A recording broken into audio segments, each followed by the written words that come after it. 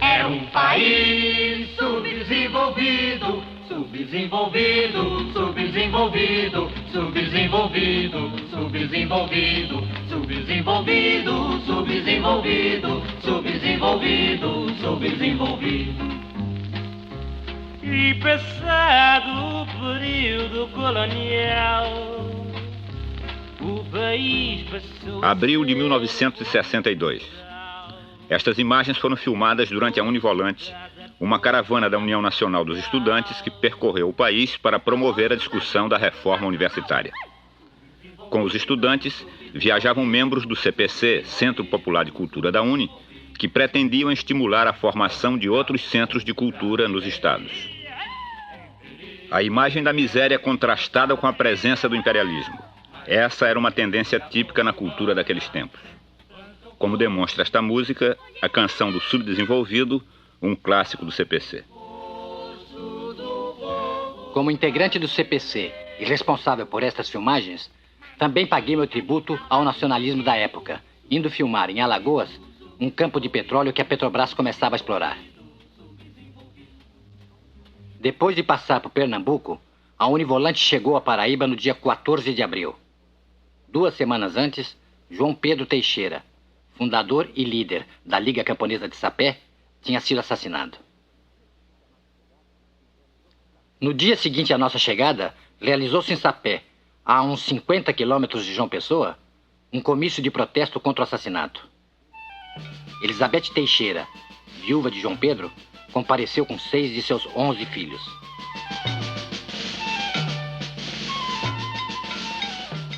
Os camponeses se reuniram primeiro em frente à sede da Associação dos Lavradores e Trabalhadores Agrícolas, mais conhecida como Liga Camponesa.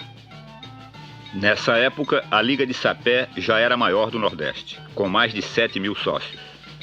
A Liga tinha sido registrada em cartório 3 anos antes, como sociedade civil de direito privado. Como a sindicalização rural era um direito inexistente na prática, os trabalhadores do campo encontraram nas ligas o único meio legal para canalizar suas reivindicações.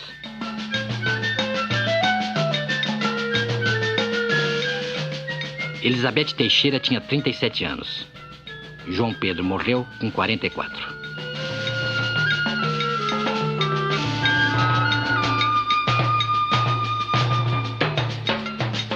Antes que os camponeses seguissem para a Praça do Comício, tive meu primeiro contato com Elizabeth.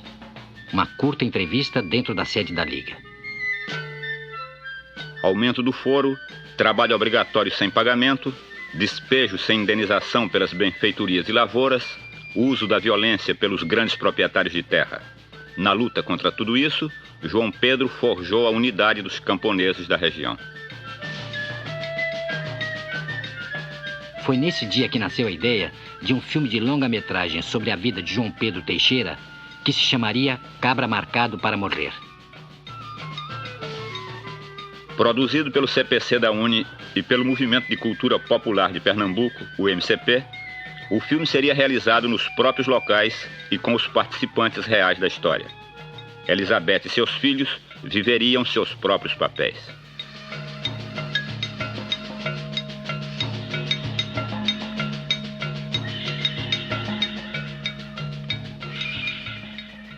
Dois anos depois, tudo estava pronto para começar a filmagem.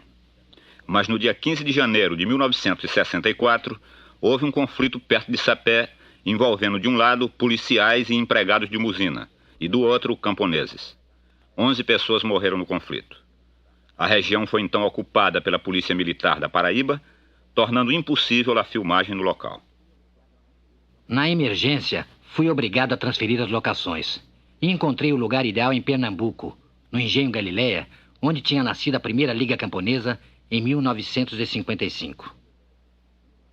Quando chegamos a Galileia, no município de Vitória de Santo Antão, a uns 50 quilômetros de Recife, recomeçamos a preparação da filmagem. Com a autorização da diretoria da Liga e a colaboração dos moradores, escolhemos as locações e os atores. Em 26 de fevereiro de 1964, quando rodamos o primeiro plano de Cabra Marcado para Morrer, contávamos com um elenco de camponeses que podiam dedicar ao trabalho no filme um tempo que lhes pertencia. Eles eram agora donos de suas terras, graças a uma luta de 4 anos que culminou na desapropriação de Galiléia. João Mariano, que fazia o papel de João Pedro Teixeira, não era de Galiléia. Depois de ter sido expulso de um engenho onde trabalhava na cana, ele tinha ido morar em Vitória de Santo Antão. De religião protestante como João Pedro, João Mariano foi contratado juntamente com 5 de seus filhos. Sobre estas imagens, mostrando a volta da cidade para o campo da família Teixeira, iriam ser colocados os letreiros de apresentação do filme. Do projeto original de filmar com os personagens reais da história, só restou a participação de Elizabeth Teixeira fazendo seu próprio papel. Ela veio conosco da Paraíba para Pernambuco. –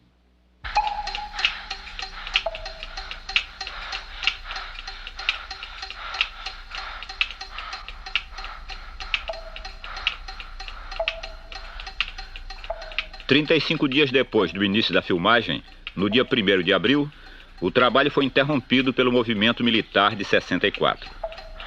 Apenas 40% do roteiro tinham sido rodados. Galiléia foi invadida pelo exército e os principais líderes camponeses locais foram presos. Também foram presos alguns membros da equipe, mas a maioria conseguiu fugir para o Recife e depois chegar ao Rio de Janeiro. Equipamento de filmagem, negativo virgem, copião, fita magnética, os exemplares do roteiro e as anotações de filmagem, tudo foi apreendido. Mas a maior parte do negativo filmado foi salva, porque já tinha sido enviada ao laboratório no Rio de Janeiro para ser revelada. Sobraram também 8 fotografias de cena, guardadas por um membro da equipe.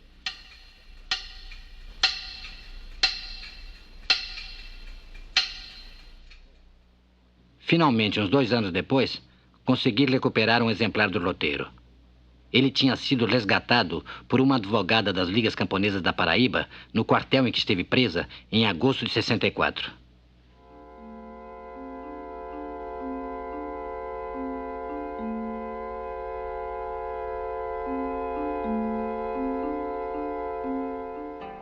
Fevereiro de 1981. 17 anos depois, voltei a Galiléia para completar o filme do modo que fosse possível. Não havia um roteiro prévio, mas apenas a ideia de tentar reencontrar os camponeses que tinham trabalhado em Cabra Marcado para morrer. Queria retomar nosso contato através de depoimentos sobre o passado, incluindo os fatos ligados à experiência da filmagem interrompida, a história real da vida de João Pedro, a luta de Sapé, a luta de Galiléia e também a trajetória de cada um dos participantes do filme daquela época até hoje.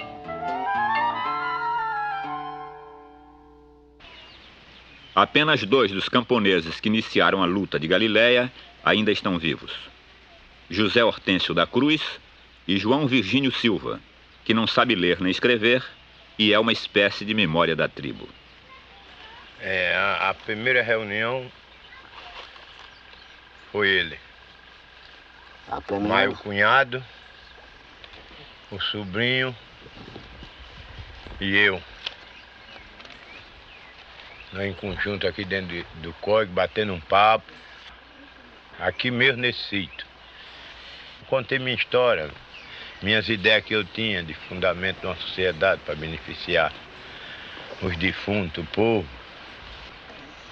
O defunto aqui era enterrado num caixão que o prefeito tinha na prefeitura, que emprestava a gente, para a gente botar o defunto lá no buraco e trazer o caixão e entregar na prefeitura. Esse caixão se chamava Lolô, né? A gente tomava emprestado o prefeito para poder enterrar. Galiléia era um engenho de fogo morto, dividido em pequenas parcelas de terra. Nelas viviam 150 famílias de foreiros que cultivavam lavoura de subsistência. O dono do engenho morava em Recife. Os foreiros pagavam um aluguel anual, o foro. O aumento do foro foi também uma das causas da fundação da Liga. Peguemos se entrosar, se reunir, reunia na beira da estrada, na beira do açude, lá na casa de Hortêncio, lá na minha casa, por todo canto. Até que cheguemos à sala do pai desse rapaz. A sala da casa do velho Zezé. Quando o velho Zezé me deu a sala para eu dar a primeira reunião, e fizemos fundamento e criamos o nome da Sociedade Beneficente dos Defuntos, né? Sociedade Agrícola Pecuária de Plantadores de Pernambuco. Que se botasse o nome de sindicato naquela época, a gente era naufragado, a gente era morto. José Francisco de Souza, o Zezé da Galileia, homem muito respeitado e que tinha sido administrador do engenho durante mais de 30 anos, foi eleito presidente da Liga. O proprietário de Galileia decidiu expulsar todos os seus moradores quando percebeu que a Liga não se preocupava apenas com os mortos, mas tinha também outros objetivos de assistência mútua.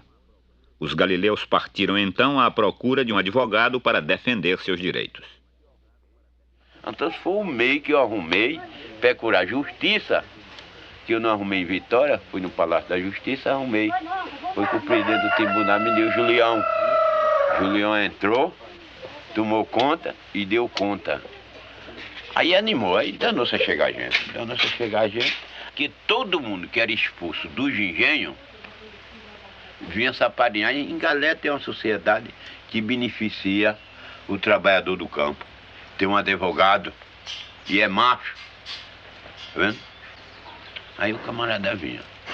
E quando chegava cá, a gente dava cobertura a ele.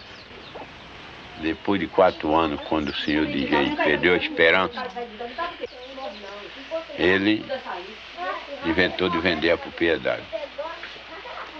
Aí a gente fuma o deputado e o deputado disse, bem, eu vou botar a questão na Câmara dos Deputados e ver o que a gente pode fazer. Um barulho da mulher. Era a briga de 7.000 qualidades. Um gritava, minha gente, não vamos fazer a desapropriação de Galé, porque não é desapropriar uma Galé, é desapropriar várias Galileias, porque daí em diante pegará fogo dentro do Brasil, de ponta a ponta. Que o pessoal fica viciado, tá vendo? Vão se organizar e vão pedir os poderes públicos para desapropriar as propriedades. Né? Mas infelizmente a gente ganhamos. Felizmente. Felizmente a gente ganhamos. Os deputados votou com a gente.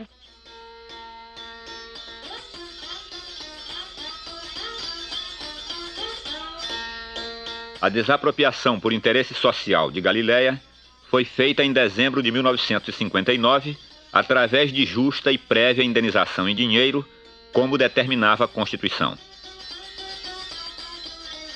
Galileia tornou-se então um símbolo da força do movimento camponês. Mas até hoje, os galileus não têm a escritura de suas terras.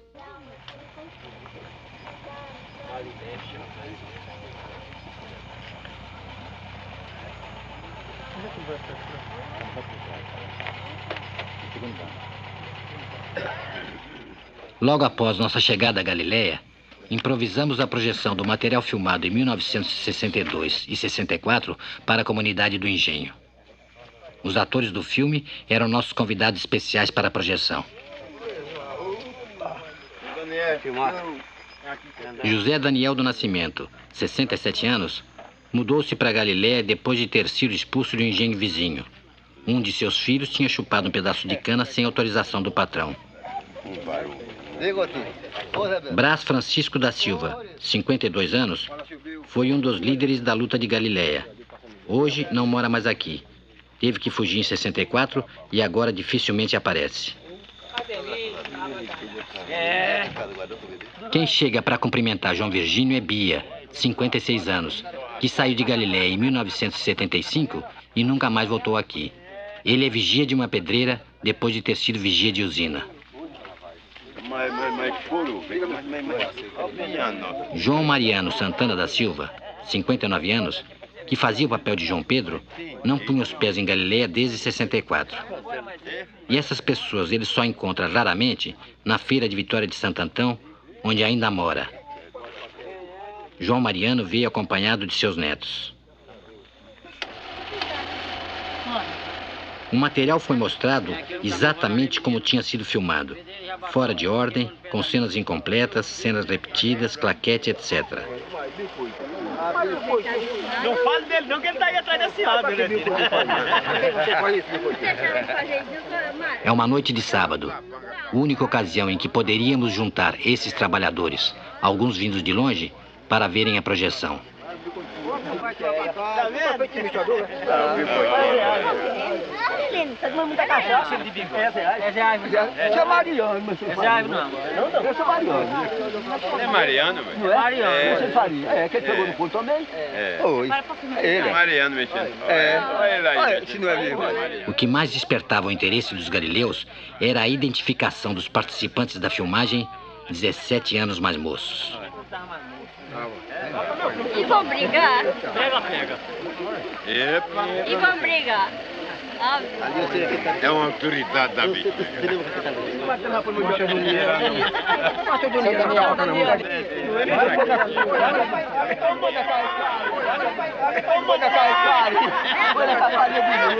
Foi.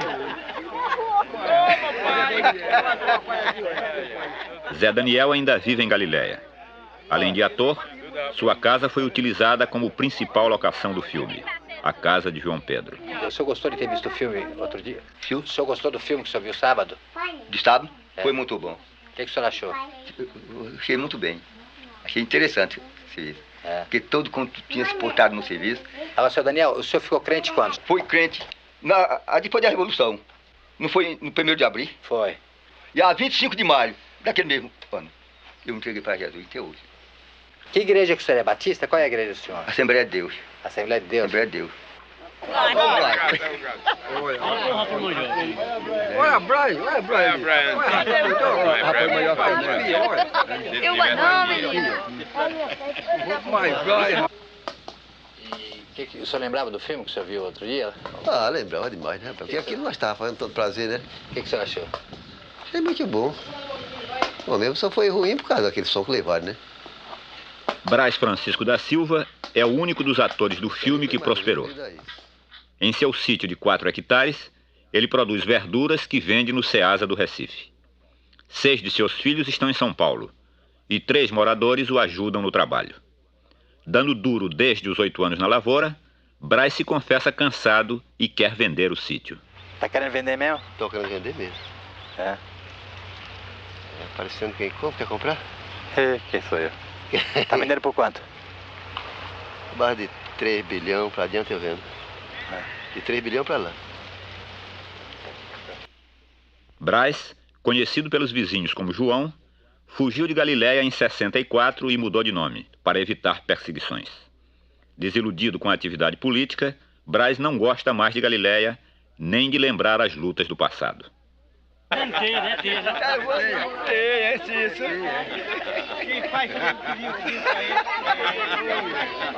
Só assiste na casa. Tá lá no sul do país, a gente tá vendo ele aqui. Valeu, né? Bota mais. Limeira, interior de São Paulo. Cícero Anastácio da Silva. Nessa fábrica que você tá, quando é que você pegou? Eu peguei no dia 5 de maio do ano passado. O que faz lá? É laminação de ferro. Por que você veio pro sul? Eu vim para o sul, eu estava trabalhando lá empregado. Mas aí depois me desempreguei, passei 6 meses desempregado. Eu vim no ano passado, no mês de março. E me diga uma coisa, você está contente lá, você acostumou, como é que é? Diga. Eu até aqui estou satisfeito, né? Estou contente. Ninguém tem raiva de mim lá, os empregados, os donos mesmo, tudo trabalha comigo satisfeito, não diz nada contra mim, né? Até aqui... Mas você não tem vontade de voltar? Eu tenho vontade de voltar. A vontade não falta, não. O frio aqui é grande, a mulher não sabe dar muito com frio. Eu só já não mandei ela porque não pude mandar, senão eu tinha mandado. Eu lá no norte, eu tinha para onde eu ir, tinha meus colegas para conversar, negócio da minha luta, do meu movimento que a gente tratava tudinho, né? A gente se conversava, como era que estava bom, como era que fazia, né, as coisas. A gente se conversava, mas aqui eu não tenho ninguém. Né? A única coisa que eu tive foi comprar a televisão para eu estar olhando, ver um repórter, eu gosto mais de olhar o repórter, né? Para ver o que está se passando. Né? O que eu gosto de ver essas coisas somente. Único ator que sabia ler entre os que moravam em Galiléia, Cícero foi também assistente de produção do filme. O que você lembra do filme? Que cena você lembra? O que você lembra do filme? Eu lembro do filme. Que a gente tá fazendo? O que eu me lembro do filme, aquela cena que a gente fazia, eu fiz, né? Cobrindo aquela casa, você perguntando a mim assim, eu respondi, o cheque está muito caro, como é que o camaradinho vai poder viver? Né? Eu pegava uma telha e entregava o companheiro que estava em cima, cobrindo a casa. Né? Cobrindo aquela casa, você perguntando a mim assim, eu respondi, o cheque está muito caro, como é que o camaradinho vai poder viver?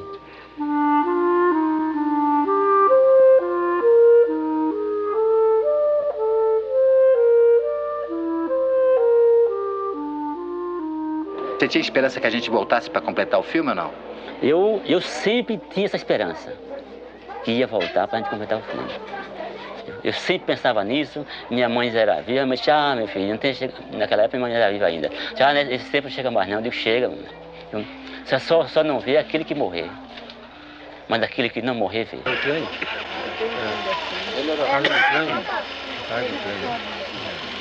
Elizabeth Teixeira, né?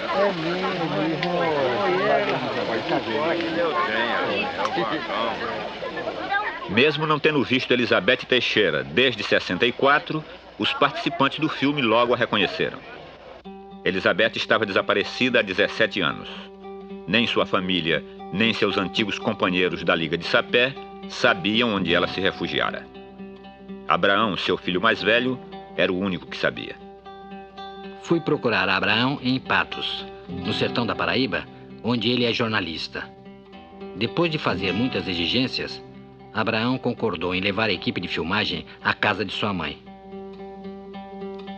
Fomos até a fronteira da Paraíba e entramos no Rio Grande do Norte, ainda sem saber exatamente o local para onde estávamos sendo conduzidos. Depois de 4 horas de viagem, pegando estradas muito ruins, avistamos uma cidadezinha perdida no sertão, às margens do rio Piranhas. Era São Rafael, um bom refúgio.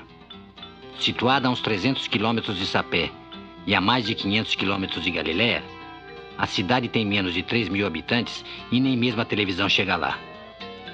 Elizabeth vivia em São Rafael com seu filho Carlos, o único que trouxe em sua fuga. Ela tinha mudado seu nome para Marta Maria da Costa.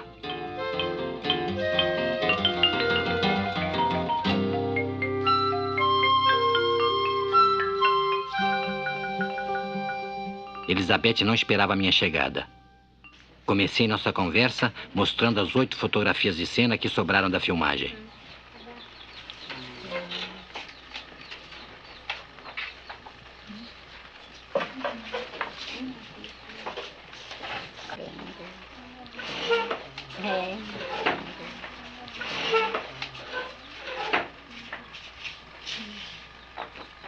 Como conseguiu isso? Isso sobrou, salvou. O fotógrafo tinha guardado umas fotografias escondidas, salvou. Eu admiro. Também tinha um livro todo. Pegaram o original, mas a cópia não pegaram. O original estava no livro, eles pegaram a cópia em... Mãe, reconheça a abertura política do presidente Figueiredo. O presidente Figueiredo... Graças a ele, nós estamos aqui. Eu também. Graças a ele, eu estou aqui hoje com a presença de vocês, né, que estão aqui. Porque foi o único governo que ele merece, né, toda a dignidade nossa de ter dado este amplo direito de que todos os presos políticos que se encontravam fora do Brasil voltaram a encontrar-se com seus familiares. E hoje me encontro começa aqui ao lado do meu filho, me avistando com você aí, o Coitinho hoje, que eu nunca esperava, você hoje está aqui na minha residência, né? E a quem nós vamos agradecer, né? As minhas esperanças, eu não tinha mais esperança de nunca mais encontrar, nem sequer com meus filhos. Porque eu tinha medo, eu sofri muito. Eu sofri, eu acho que vocês são testemunha, né? Eu sofri demais. A perseguição era grande. Os caras tiveram muita vontade de me exterminar.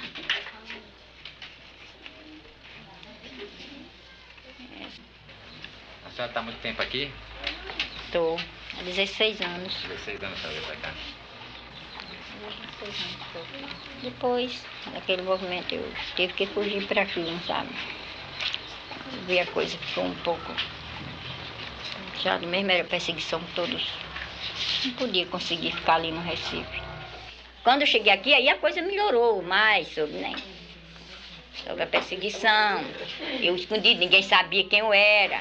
Ninguém sabe aqui quem sou eu. Hoje esse pessoal que está aqui, tudo está sabendo, né? Vocês estão aqui, tudo estão sabendo. Eu cheguei para aqui, eu dizia que eu não ia dizer, que tinha filhos. Aí, algumas pessoas que depois que eu tomei intimidade, foi que eu disse assim, eu tenho uns filhos, eu sou viúva, meu marido foi assassinado. Mas antes eu era caladinha, não dizia nada, calada, assombrada. Mas graças a Deus, hoje estou aqui, né, contando a história. E o João Alfredo, e o Pedro Fazendeiro. Isso.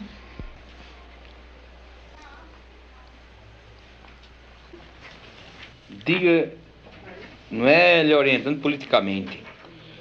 Todos os regimes são iguais, desde que a pessoa não tenha proteção política. Todos são rústicos, violentos, arbitrários, dependendo das camadas, das situações econômicas. Todas as facções políticas esqueceram Elizabeth Teixeira, simplesmente porque não tinha poder. Está aqui a revolta do filho mais velho. Agora, se o filme não registrar esse meu protesto, essa minha veemência, essa verdade que falta a capacidade intelectual expressiva do coração de minha mãe. Eu registro tudo o que os membros da família quiserem falar. Estão livres para falar. Mas eu quero que o filme registre esse nosso repúdio a quaisquer sistemas de governo. Estará registrado, te garanto. Nenhum presta para o pobre. Nenhum. Olha Abraão lá, na esquerda, Abraão.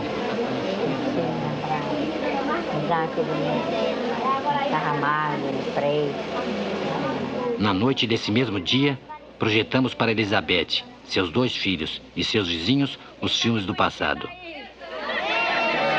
A dona Elizabeth plantando maniva.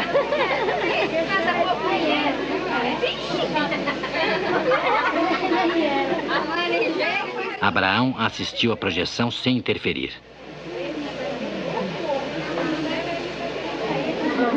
Esse aí faz o papel do meu marido, sabe? O menino bom contente. Ah, meu Deus. Não, é a família que fazia o papel, né? Esta é a nossa chegada para o segundo dia de filmagem com Elizabeth Teixeira. No total foram 3 dias. No primeiro, a presença de Abraão influiu no clima da entrevista, principalmente no início. Nos outros dias ele não apareceu. Elizabeth contou sua vida e a de João Pedro nessas 2 circunstâncias, com a presença e sem a presença de Abraão, na sala e no quintal. Elizabeth, tá aí? Vem aqui, dona Isabel, vem aqui um pouquinho. Como é que tá a aula? A aula tá Bom aqui, dia. uma turma de menino. Oi, tudo bom, Coutinho? Tá boa a aula? Oi, tudo bem pra vocês, gente? Tá boa a aula? Tá, agora por hora veio até pouco menino. Hoje é o primeiro dia que eles vão saber, tomar conhecimento de quem é as professoras, aí hoje vem menos menino. Mas quer dar uma entradinha? Hã? E vem chegando. Tá bom. Tá, então a gente vai ver se a luz dá, tá bom? A luz dá, tá certo. Como é que vão aí pela cidade, Ok, tudo bom? tudo bem. Hein, Coutinho? Aí hoje, ontem à noite, eu me deitei e fiquei imaginando. Eu disse, a entrevista eu falei muito mal ontem, mas eu fiquei também muito emocionada. Fica com aquele e vem, depois não foi aquilo. Porque eu devia ter começado direitinho a vida, como você queria, de início, né? Como nós começamos o namoro e depois casamos, fomos morar em Jaboatão, né? Eu tinha me expressado melhor. Se você tem deixado para hoje, eu tinha me expressado Mas hoje a gente melhor. repete, a gente continua hoje. No quintal, não tem quintal aí? Hein? Tem quintal, tem. No quintal a gente Entra, Coutinho, repete. pra ver Tá aqui. bom? Entra Tá, pra ver olhar tá aqui. legal. Elizabeth, que estudou até o 2º ano primário, estava dando uma aula particular de alfabetização para um grupo de crianças da cidade. A senhora lembra que ano que a senhora casou? Ano 42. Então conta, como é que a senhora conheceu o João Pedro Teixeira? Eu conheci João Pedro Teixeira em um barracão, fazendo compra lá em Papai. E lá iniciemos o namoro e com a continuação, né, casemos. O seu pai era contra o casamento da senhora? Era. É verdade que a senhora tiver que fugir porque ele não queria? Como é que foi isso? Fugi. Casei, papai nunca quis o casamento. Casei fugida. E a senhora casou e foi para o engenho Maçangana, em Santa Rita? Em Maçangana. João Pedro foi trabalhar lá? Foi trabalhar lá. O que ele fazia lá? Pedreira, trabalhar na pedreira. No engenho ele trabalhava na pedreira? Na propriedade do engenho. E daí, a senhora lembra que ano que a senhora foi para Cavaleiro? Para Cavaleiro, 45. Não estava dando, a gente foi para o Cavaleiro. Lá ele trabalhando numa pedra, na pedreira, mesmo ali, arredores de Recife. Foi lá que João Pedro se tornou amigo de Manuel Serafim. Os dois eram vizinhos, frequentavam o mesmo templo batista e trabalhavam na mesma pedreira. Manuel Serafim ainda trabalha na pedra e continua morando em Cavalheiro, distrito de Jaboatão, no Grande Recife. Mas ele era um moreno um pouco claro, o cabelo emboloado e o cabelo da cabeça era muito agastado, um pouco agastado. Ele usava meia cabeleira rebaixada, bem rebaixada. Ele era um homem assim do corpo desse assim, era forte. Agora tinha o rosto assim mais espalhado com isso aqui mais alto, o rosto redondo, com aquela testa. Que dizem que esse povo dá até um sinal de homens bons, né? De homens de boa recomendação. Esses homens têm as fontes abertas assim e a testa um pouco larga, assim, você cai. Era alegre ele? É, ele era assim, fortão. É um corpo assim como ele. Se não fosse até mais forte. Muito músculo, braço grosso. Moramos no Recife. Lá no Recife ele começou esta vida política, participando de sindicato dos operários. Da pedreira? Da pedreira, operário da pedreira. Em Cavaleiro, quando ele estava lá, ele já tinha aquelas ideias dele, aquelas ideias políticas dele, de sempre ser pelo trabalhador, de trabalhar pelo operário, lutar pelo sindicato e tal, pela reivindicação do operário. Aí foram deixando de dar trabalho a ele, pelas pedreiras, né? Aí deixando de dar, vai oprimindo, coitado, ele sai, né? Quando ele saiu, ele foi para lá, para Paraíba, foi ser presidente da Liga Camponesa, né? Aí eu disse assim a ele, rapaz, lá tem uns homens perigosos, que é usineiro, e tem outras perseguição, você não vai sair bem. Ele disse, eu vou dizer uma coisa a você, que eu não tenho vontade de morrer. Mas você não tem medo de morrer na bala por causa dessas coisas? E o sujeito, às vezes, é sujeito. Eu posso até morrer lá na bala, mas é melhor que eu morrer aqui de fome. É melhor que eu morrer aqui de fome. Então, papai manda nos chamar para lá. E lá ele tratou de organizar esta liga. Ele começou a organizar a Liga Camponesa em 58. 58, 59, 60, 61, 62, ele foi assassinado. Como é que era o sítio? O sítio era do seu pai? Como é que era? O sítio que nós morávamos era de papai. Sei. Era de papai. Qual era o tamanho do sítio? O sítio, aí as hectares eu não sei. Era pequeno? É pequeno. João Pedro sabia escrever? Sabia. Ele escrevia pouco.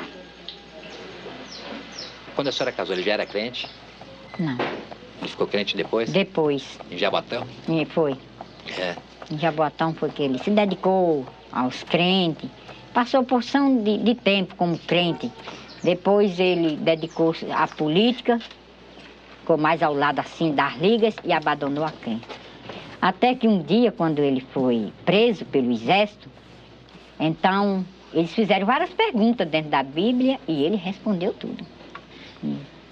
Então você tem ideia mesmo de crente. Está me respondendo tudo quanto eu estou lhe perguntando. Agora, a senhora foi católica o tempo todo? Tudo. Não tinha briga por causa dos leis de Deus? Não, nunca Ele houve. aceitava? Aceitava.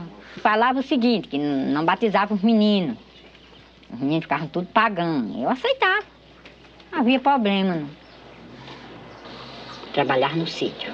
Morava no sítio e trabalhava no sítio. E só nas horas vagas? Nas horas vagas, à noite, os sábados e os domingos, ele saía, ou por outra, os camponeses vinham para nossa casa, ele aí conversava com eles, perguntava o que é que eles estavam existindo. Outros já vinham mesmo participar ele, que estavam jogados do sítio, que o proprietário queria que saísse sem ter o direito à lavoura deles. Falava para eles, companheiros, é preciso nós se organizar.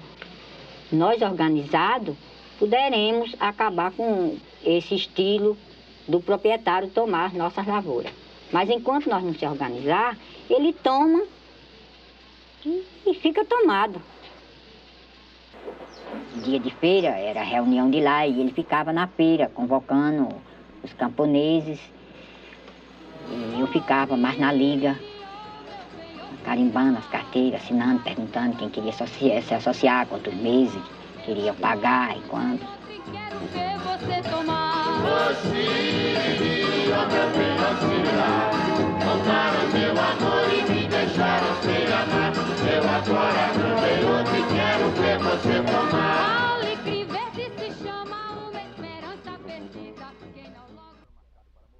Nesta sequência de Cabra Marcado para Morrer, um grupo de camponeses liderado por João Pedro discutia com o administrador a questão do aumento do foro. Os diálogos da sequência foram criados pelos próprios atores através de uma improvisação feita antes da filmagem.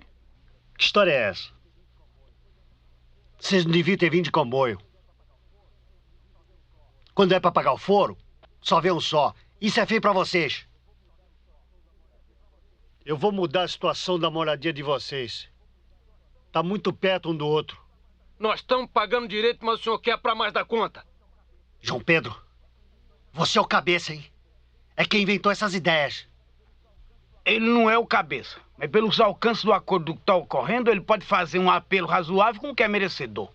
É a necessidade que obriga nós a complicar o caso. Olha, seu administrador, é um caso que eu digo que eu estou muito agitado com o senhor.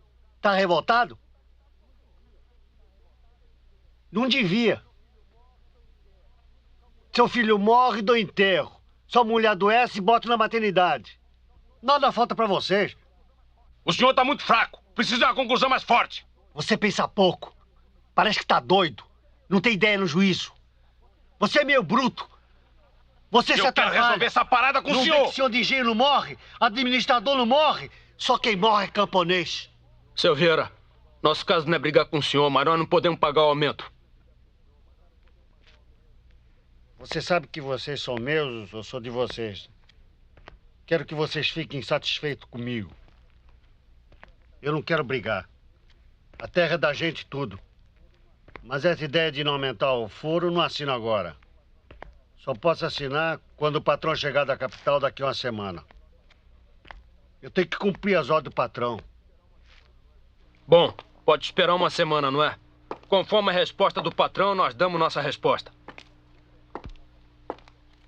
Vamos pensar melhor para viver. A vida é doce. Vamos para casa, converse com a família. Acabe com essa história, nós somos juntos. Então, semana que vem a gente volta para saber a resposta.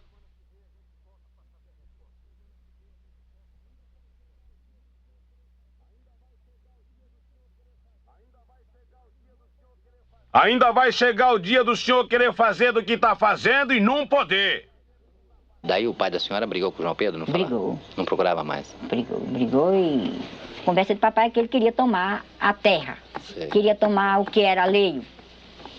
E eu explicava para papai. E papai dizia que não dava certo. Até que papai ficou mesmo de intrigado com ele. Tinha um gado de papai em nossa casa.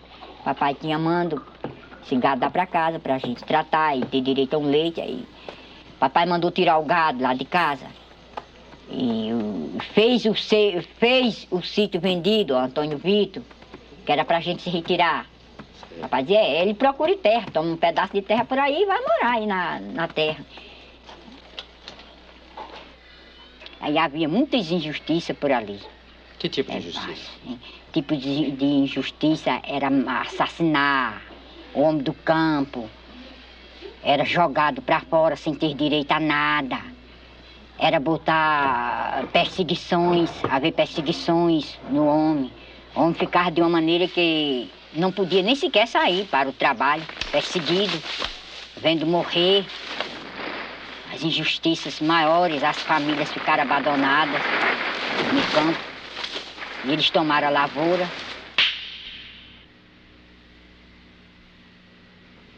Conhecia ele na Liga, ele era associado da Liga Camponesa, era um forte, era um lutador. E era um homem sofredor lá, por conta do Pedro Ramos. Cometia várias pressões nele. Até que um dia ele se encontrava na roça, quando o latifúndio chegou, o capanga do latifúndio chegou e agrediu ele e o matou.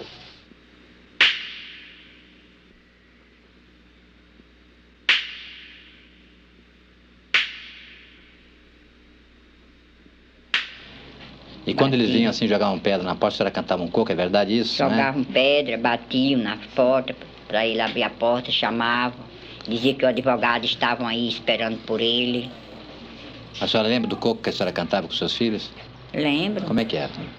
E olha o coco, está bilu, bilu, bilu, lele. E olha o coco, está bilu, bilu, ba. E olha o coco, está bilu, bilu, ba. E olha o coco, está bilu, bilu, bilu, lele. E olha o coco, está bilu, bilu, ba. E olha o coco, está bilu, bilu, bilu, lele. E olha o coco, está bilu, bilu, ba. Minha senhora, de que chora esse menino? Chora de barriga cheia, com vontade de mamar. E olha o coco, está bilu, bilu, bilu, lele. E olha o coco, está bilu, bilu, ba. E olha o coco, está bilu, bilu, bilu, lele. E olha o coco, está bilu, bilu, ba. Minha senhora, de que chora esse menino? Chora de barriga cheia, com vontade de apanhar. E olha o coco, está bilu, bilu, bilu, lele. E olha o coco, está bilu, bilu, ba. E olha o coco, está bilu, bilu, bilu, lele. E olha o coco, está bilu, bilu, ba. Minha senhora, de que chora esse menino? Chora de barriga cheia, com vontade de mamar. E olha o coco, está bilu, bilu, bilu, lele. E olha o coco, está bilu, bilu, ba. E olha o coco, está bilu, bilu, bilu, lele. E olha o coco, está bilu, bilu, ba. Por várias vezes ele foi preso com vários policiais. E ele facilitou um pouco. Eu ensinando os meninos ensinamentos. Ele sentado na calçada, da cintura para cima, quando chegou vários policiais. Vários policiais. Ele não deu tempo nada. Eles pegaram ele e levaram preso nu da cintura para cima. Ele acreditava na luta. O latifúndio, unido, ofereceram dinheiro a ele para que ele deixasse a luta. Eles davam outro, qualquer meio de vida para ele sobreviver. Eu recordo isso todos os dias e todas as noites. A dureza que ele enfrentou e nunca esmoreceu. Ele nunca chegou em casa para dizer: Elizabeth, eu estou arrependido, ou isso, nunca. Era firme. Aí disse: vou preparar uma concentração para o sábado. Eu disse: não é possível preparar a concentração. Ele disse: preparo a concentração. Eu disse: conte comigo. Pegou um jipe, saiu e disse pelo sítio. E nesse dia nós fizemos a maior concentração em protesto. Ele tinha certo como o latifúndio ia tirar a vida. Um dia eu chamei ele: João Pedro, vamos sair desse estado. Não está dando mais para nós, a situação está difícil. Chega um e outro aqui, diz que o latifúndio aí fala só em tirar a sua vida, fala até que no dia que você for assassinado, eles têm que tirar a orelha para beber com cana a sua orelha.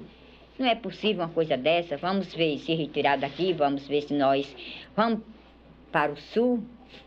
Ele olhou para mim e disse: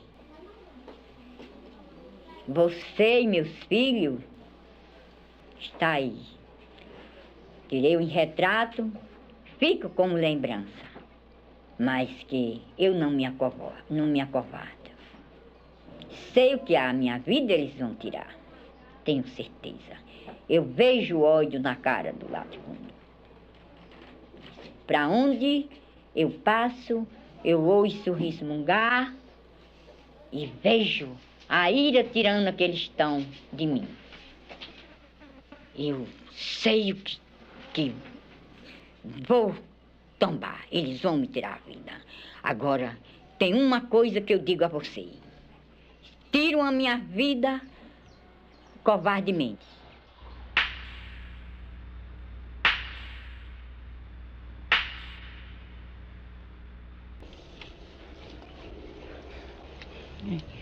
Foi no dia 2 de abril, em uma segunda-feira, que ele ia entrar em entendimento com o advogado sobre a questão que tinha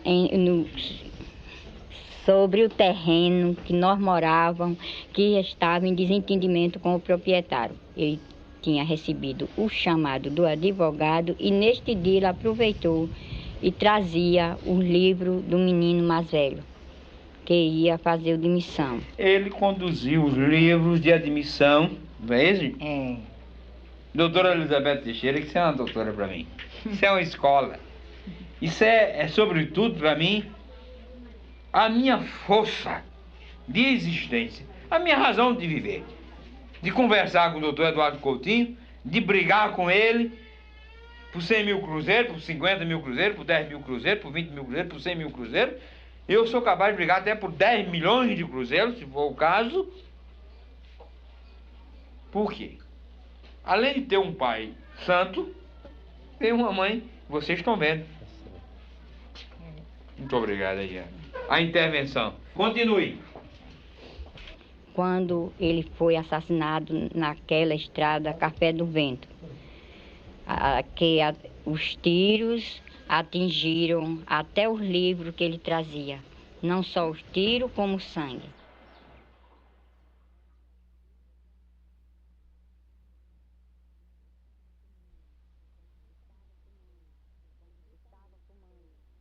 Estava fumando, quando justamente foi receber os tiros. Por volta de 8 horas mais ou menos, estavam vendendo já a Folha do Povo, com toda a notícia, com toda a reportagem dele. E o pessoal tudo comprando. E dizia assim: rapaz, mataram o presidente da Liga Camponesa da Paraíba. E aquele nome surgia assim numa notícia como se fosse uma grande pessoa, né? E a gente sentimos uma tristeza assim. Houve isso, parece que o sol esfriou assim, não quis sair do lugar e fez aquela serenidade fria assim, aquela tristeza arrancando assim, aquela vida com aquela saudade, que existe saudade sem alegria, aquela saudade com tristeza, e todo mundo sentiu, né? E a senhora soube da morte de João Pedro só no dia seguinte, por quê? As razões... Penso que houve um esconderijo assim do próprio latifundo e de que os companheiros, quando tomaram conhecimento, ficaram também sem coragem de chegar até a minha porta e explicar a razão do caso. E a senhora, como é que a senhora reagiu? Ficou desesperada? É o seguinte, eu fiquei e quase não acreditar. Segui para a cidade onde ele se encontrava, junto com o Abraão, de pés, e meio de caminho apanhei um transporte e fui até lá no necrotério onde ele se encontrava, morto. Todo estraçalhado de bala, era uma coisa bárbara, coisa triste. Onde ainda se encontrava ainda o ouvido cheio de terra. E o sangue era aí no chão largo.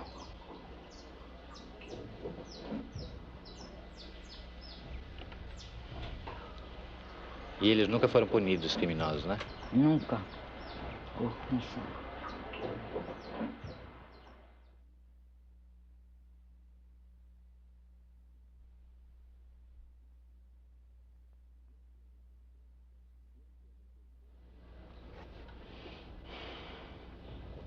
João Pedro Teixeira foi assassinado de emboscada no dia 2 de abril de 1962 por 2 soldados da Polícia Militar.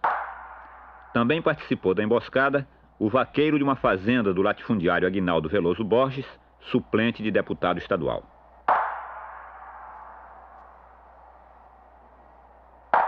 O juiz de Sapé decretou a prisão preventiva de Aguinaldo, apontado como um dos mandantes do crime. Mas ele livrou-se da prisão e do processo, assumindo uma cadeira na Assembleia Legislativa. Aguinaldo era o 5º suplente.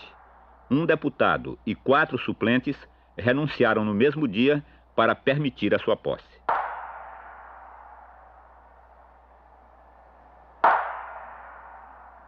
Em março de 1965, os 2 policiais que mataram João Pedro foram absolvidos por unanimidade pelo Tribunal do Júri.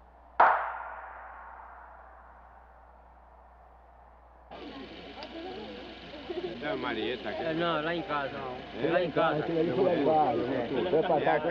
A projeção em Galiléia começou há mais de 1 hora e os espectadores continuam atentos.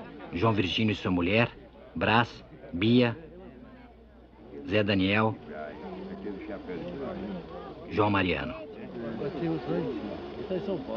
João Mariano era o único dos atores que não tinha nenhuma participação no movimento camponês. Quando o convidamos para fazer o filme, contamos para ele quem era João Pedro. João Mariano aceitou na hora, inclusive porque, tendo sido expulso de um engenho, estava desempregado. Gradualmente, porém, ele foi se identificando com o papel de João Pedro. João Mariano é dirigente de uma congregação batista em Vitória de Santo Antão. Fui entrevistá-lo de surpresa no dia seguinte ao da projeção. É o seguinte, eu sou muito afastado de certos movimentos.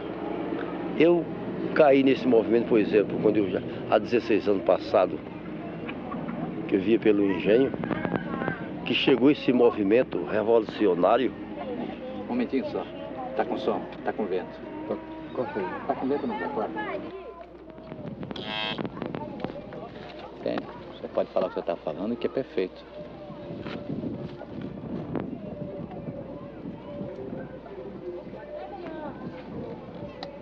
Tá? Pode falar, seu Mariano, sem problema, sem medo. O senhor diz como é que o senhor vive, pronto.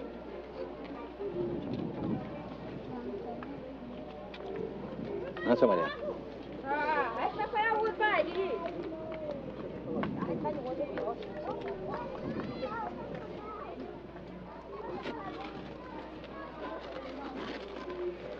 Essa Mariana. Eu creio que o senhor está por dentro do assunto, né? Que eu não queria estar dentro desse negócio. Eu estava no engenho, por causa dessas ligas, essas coisas. Então eu saí do engenho porque não quis estar dentro disso, né? Isso é uma prova que não queria viver dentro disso. Porque cheguei à cidade, que os senhores me procuraram, que eu ingressei dentro dessa, vamos dizer assim, dentro dessa carreira, mas sem saber o que estava fazendo. Mas quando entendi que era assim para viver assim pelas propriedades, vamos dizer, agindo por terra, essas coisas que eu não preciso de terra, que o pouco que Deus me deu, eu vivo sem isso, entendeu? Eu vivo sem precisar de estar agindo com algo ou com B. Depois que o senhor chegaram aqui, me procurou pela sua simpatia, assim, pela bondade do senhor, então peguei a voltar ao meu conhecimento, mas não para ver ingressado nesse negócio de revolução. O negócio é isso. Sim, mas não tinha nada disso, não. Agora, o senhor me diga uma coisa, o senhor vive como agora?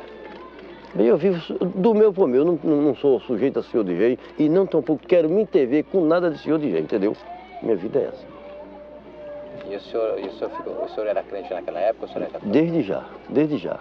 Então foi a razão que eu fui decepcionado pela minha igreja, fui até eliminado da minha igreja, isso foi para mim um grande desgosto. Por essa razão eu não quero conseguir com isso. Posso conseguir assim, por exemplo, porque eu creio que os senhores estão gravando o que eu estou dizendo. Mas está vendo a minha expressão, que eu não estou assim, tão dedicado sobre esse movimento. E o senhor é crente há quanto tempo o senhor é crente? Há 28 anos. Da Igreja Batista? Sim, senhor.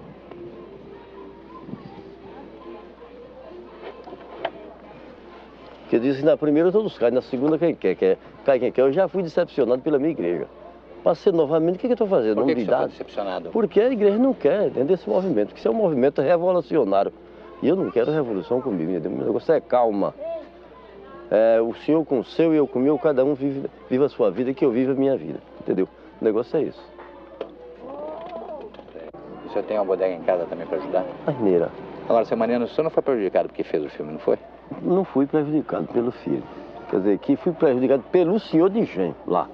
Depois, mesmo naquela revolução, o senhor de engenho me perseguiu e buscou me matar-me. Por causa de um caso de 63, não é? Porque me indenizou do engenho.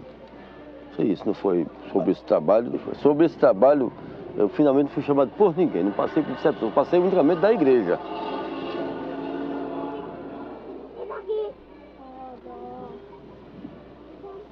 Mas o senhor gostou de ontem ter visto o senhor no filme? Eu fiquei satisfeito, né? Fiquei satisfeito porque a gente tem satisfação, vamos dizer assim, de desfrutar o nosso trabalho, né? Porque eu vi o meu trabalho nesse filme.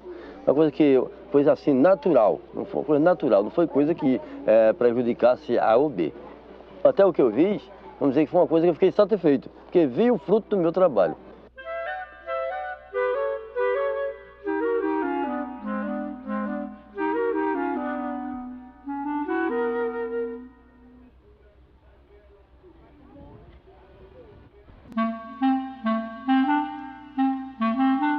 Dias depois do assassinato de João Pedro, Elizabeth Teixeira viajou para o sul do país. No dia 5 de maio de 62, em Brasília, ela depôs na comissão parlamentar de inquérito sobre a situação do campo. Eu tive que ir ao Rio de Janeiro, né, participar da comissão parlamentar de inquérito. Chegando ao Rio, fui a Brasília. Em Brasília, os deputados, junto com o presidente, achava que eu devia substituir o lugar de João Pedro, principalmente para a manutenção de meus filhos e para que a Liga ela engrandecesse com a minha presença, né? Eu era a viúva do líder. E eu aí continuei. Disse que substituí o lugar dele com perca de vida. Com perca da minha vida eu substituía. E substituí e trabalhava autêntica. E na minha luta, protestar contra o assassinato de João Pedro. E não só de João Pedro, como de todos os companheiros que tombaram. Eu também cheguei ao ponto de ir presa também. Não foi com polícia, nem 2, nem 3, não. Chegar e mais atirar nos meus pés. Tiraram meus pés. Mas já tiraram, nem parei a marcha, que entrei dentro do carro e fui com eles. E quando eu cheguei lá, eles foram fazer várias perguntas imbecil a mim. Perguntar-me no exterior, como que eu convivesse no exterior. Esta foi provavelmente a última participação de Elizabeth Teixeira num comício. O comício, realizado nos primeiros dias de 1964, comemorava a fundação do Sindicato de Trabalhadores Rurais de São Miguel do Taipu, cidade próxima de Sapé. Respondendo às pressões do movimento camponês, o governo federal vinha estimulando nos últimos meses a sindicalização do campo.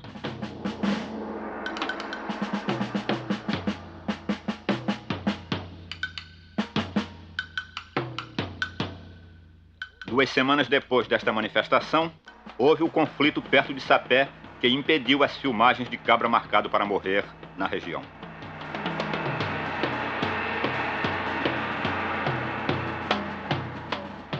Um mês mais tarde, em fevereiro de 64, Elizabeth ia conosco para Pernambuco participar das filmagens em Galiléia.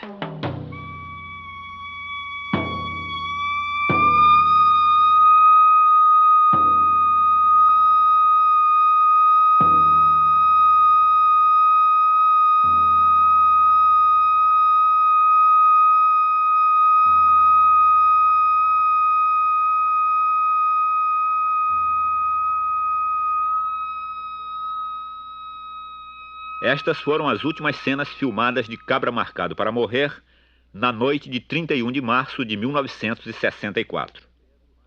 Era uma sequência em que João Pedro reunia os camponeses para discutir a formação da Liga de Sapé. Da sequência, só foram filmados 3 planos. O primeiro, quando Elizabeth serve o café. O segundo, quando ela ouve um ruído fora da casa e vai ver o que é.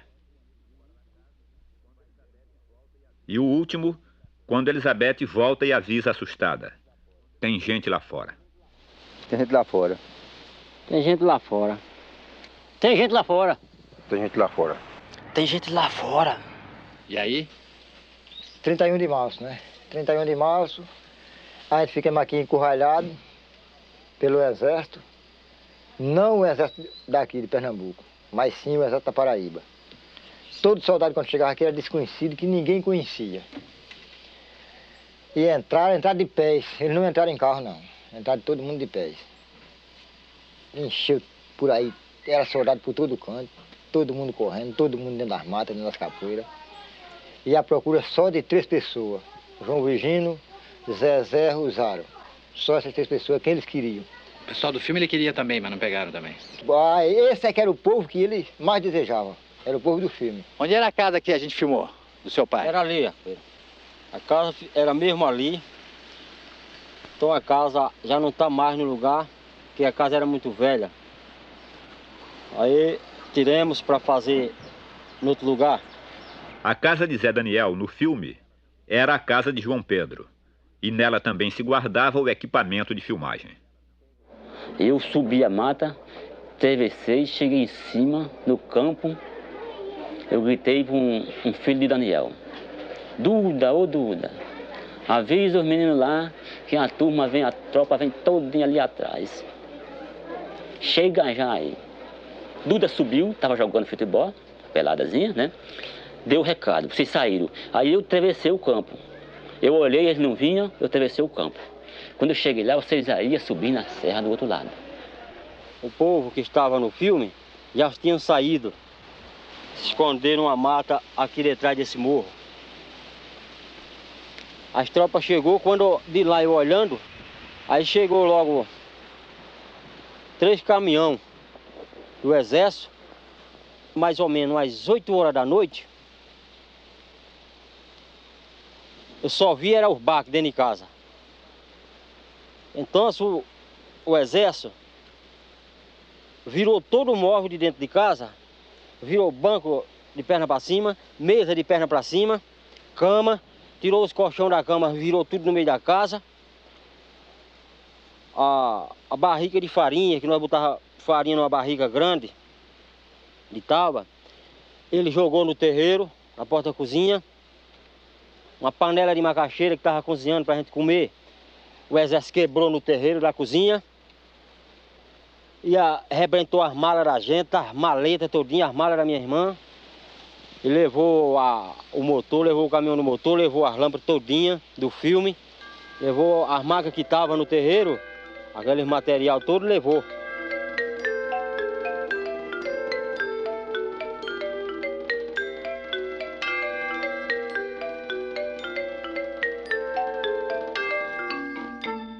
Nesta fotografia de primeira página do Diário de Pernambuco, aparecem latas de filme, tripés, refletores, um megafone. O equipamento normal de qualquer filmagem. Foi talvez em Galileia que o exército apreendeu materiais valiosos do maior foco de subversão comunista no interior de Pernambuco, abandonado pelos líderes vermelhos ao lado de mulheres e crianças. Num casebre característico de camponês, foi encontrado farto material que acionava o dispositivo de subversão ali montado pelos esquerdistas internacionais sob a proteção do governo estadual, recentemente deposto. Neste casebre estava instalado um poderoso gerador destinado a fazer funcionar custosa máquina de projeção cinematográfica. O filme, entre os inúmeros encontrados, que estava sendo levado na semana do golpe, era Marcados para Morrer.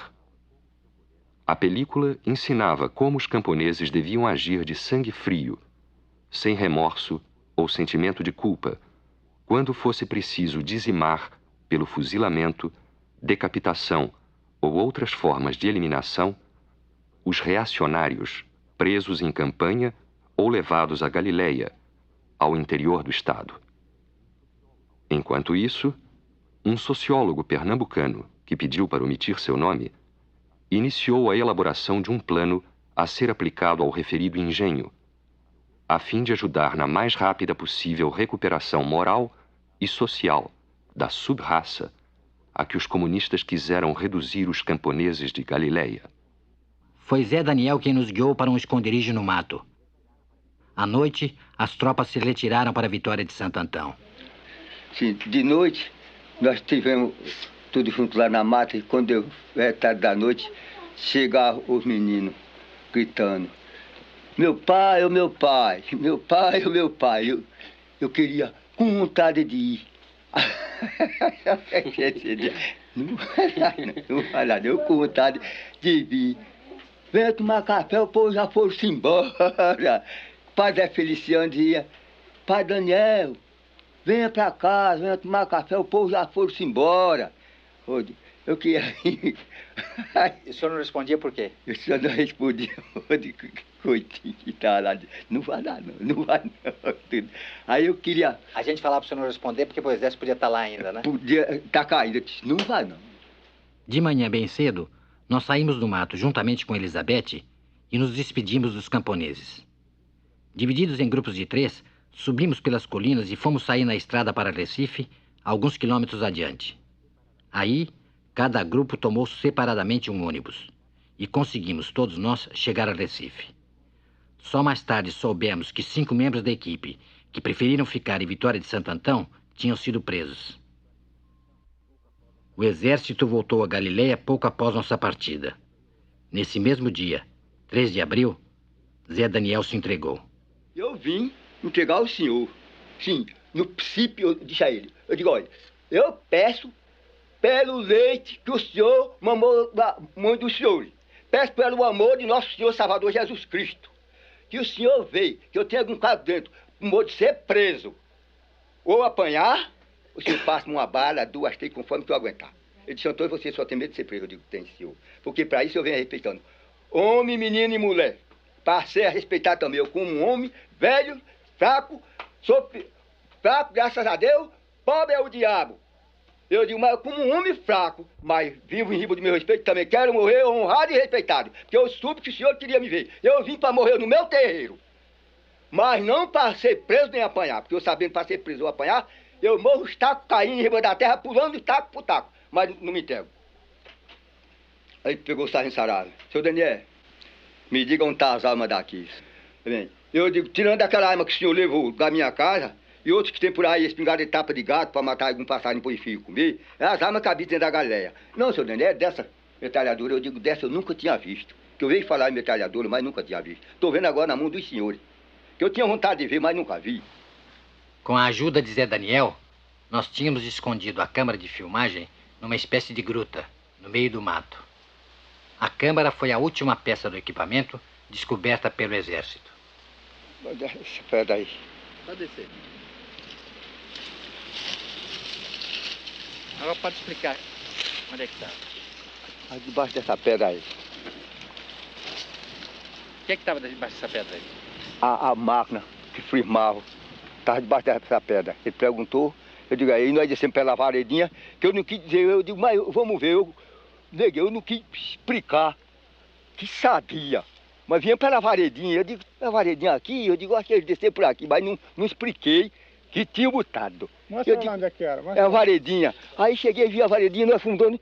Aí vesti a máquina, eu disse: olha ali, tá ali, olha. Quando ele aí pegou a máquina, e quando ele chegou aqui, ele gritou: vem! Vem contar que eu achei! João José, filho de Zé Daniel, tinha 20 anos na época. Só foi a única coisa que eu pude conservar para guardar. Foi esses 2 livros que ficou em cima da mesa. E o resto o exército levou tudo. Dentro dessa maleta é onde eu guardo sempre meus livros. História de um manuscrito, Caput. Todas as manhãs eu me sentava na horta, debaixo de um pé de alcácia, e punha-me a trabalhar. Se alguns dos milicianos das SS se aproximavam da sebe da horta, o camponês avisava-me, tossindo. Então era para ele, quando a tropa chegava, ele lá dentro da horta, ele tossia, dava o aviso. Aí lá ele escapulia, o exército não prendia ele. Essa história do filme aqui de vocês é parecida com isso.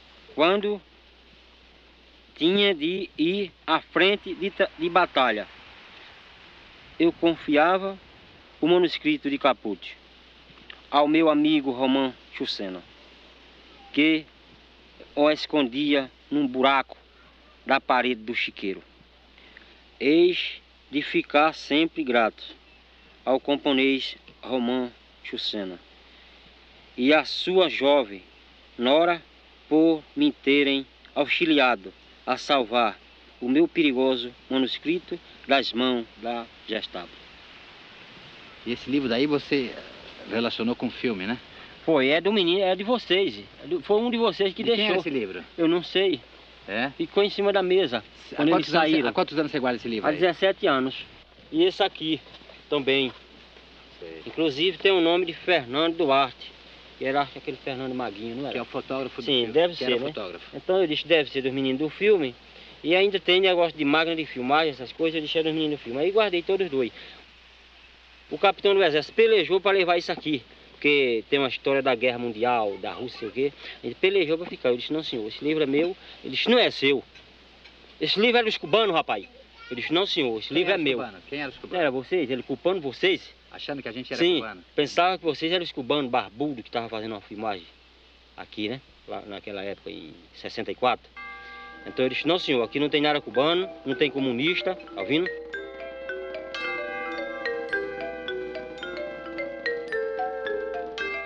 Ele disse, mas você vai contar, você vai mostrar onde tá as armas aqui e onde tá os cubanos.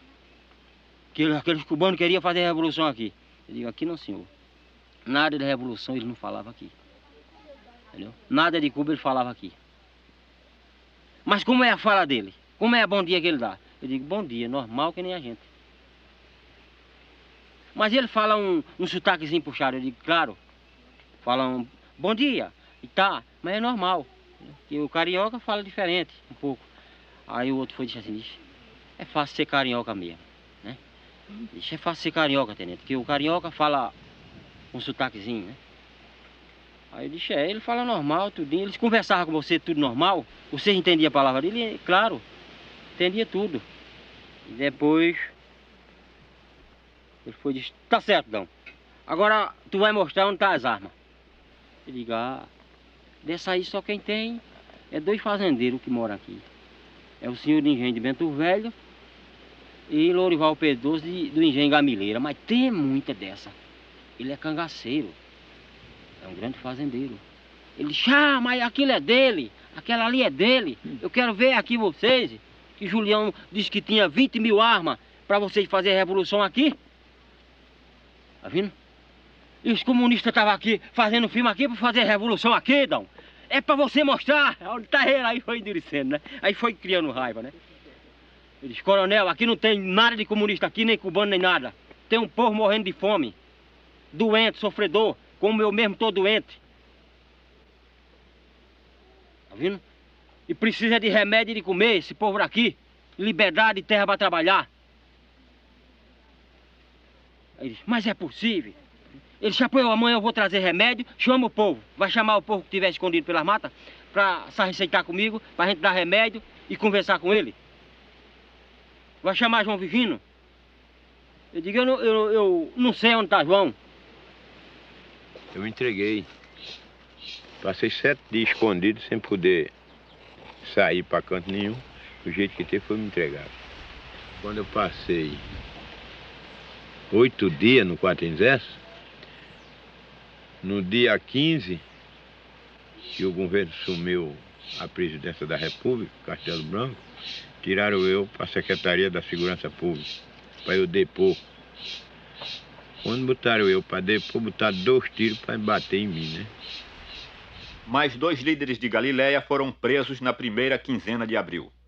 Zezé da Galiléia, solto após 3 meses de cadeia, e Severino Gomes da Silva, o Rosário, filho adotivo do velho Zezé, que ficou preso 45 dias.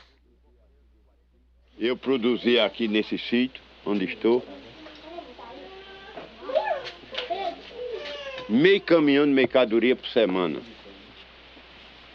O exército pegou, tirou eu aqui, meteu na cadeia, cegou-me um olho, deu-me uma pancada, eu perdi o ouvido, outra pancada, eu perdi o coração. Passei 6 anos na grade da cadeia. O que foi que eu constituí na grade da cadeia para a nação? Tomaram um relógio, um cinturão, 50 conto em dinheiro, um jipe, o exército tomou. O cangaço está lá na detalhe da prefeitura de Vitória, lá na delegacia, um jipe meu, não me entregou mais. Isso é tipo de revolução, pegado de um homem lascado que nem eu, fiquei meu filho todo morrendo de fome aí, e o exército tomar um carrinho que eu tinha, tomar os documentos, tomou tudo, acabar ficou com ele. Que vantagem foi o exército fazer uma desgraça dessa comigo? Era melhor mandar me fuzilar, não era? Do que fazer uma miséria dessa. Eu fiquei mais revoltado do que era. Deixar meus filhos tudo morrendo de fome aqui, e eu lascado lá na cadeia, no cacete, no pau. Passei 24 horas dentro de um tanque de merda, com água aqui no embigo, cada um rolo de merda dessa grossura, aquele cardo, aquela manipeira, um quarto apertado, e eu passava assim, uma hora, outra hora assim, outra hora assim, outra hora eu ficava assim. Passei 24 horas em pé, só o diabo aguenta, pai. Vamos passar dentro de um tanque de merda 24 horas em pé. Só Satanás. E acho que eu não acredito que estou vivo não, porque eu nunca vi um espírito da minha qualidade aguentar mais choque elétrico do que eu aguentei, não. Cada espírito assim.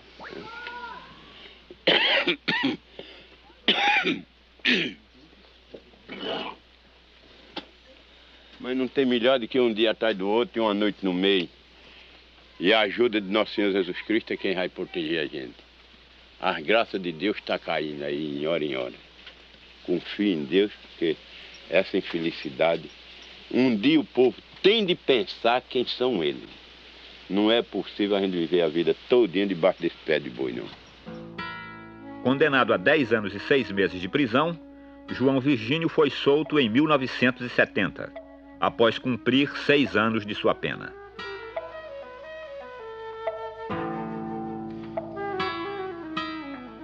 A Casa de Detenção do Recife foi desativada e transformada em Casa da Cultura em 1976.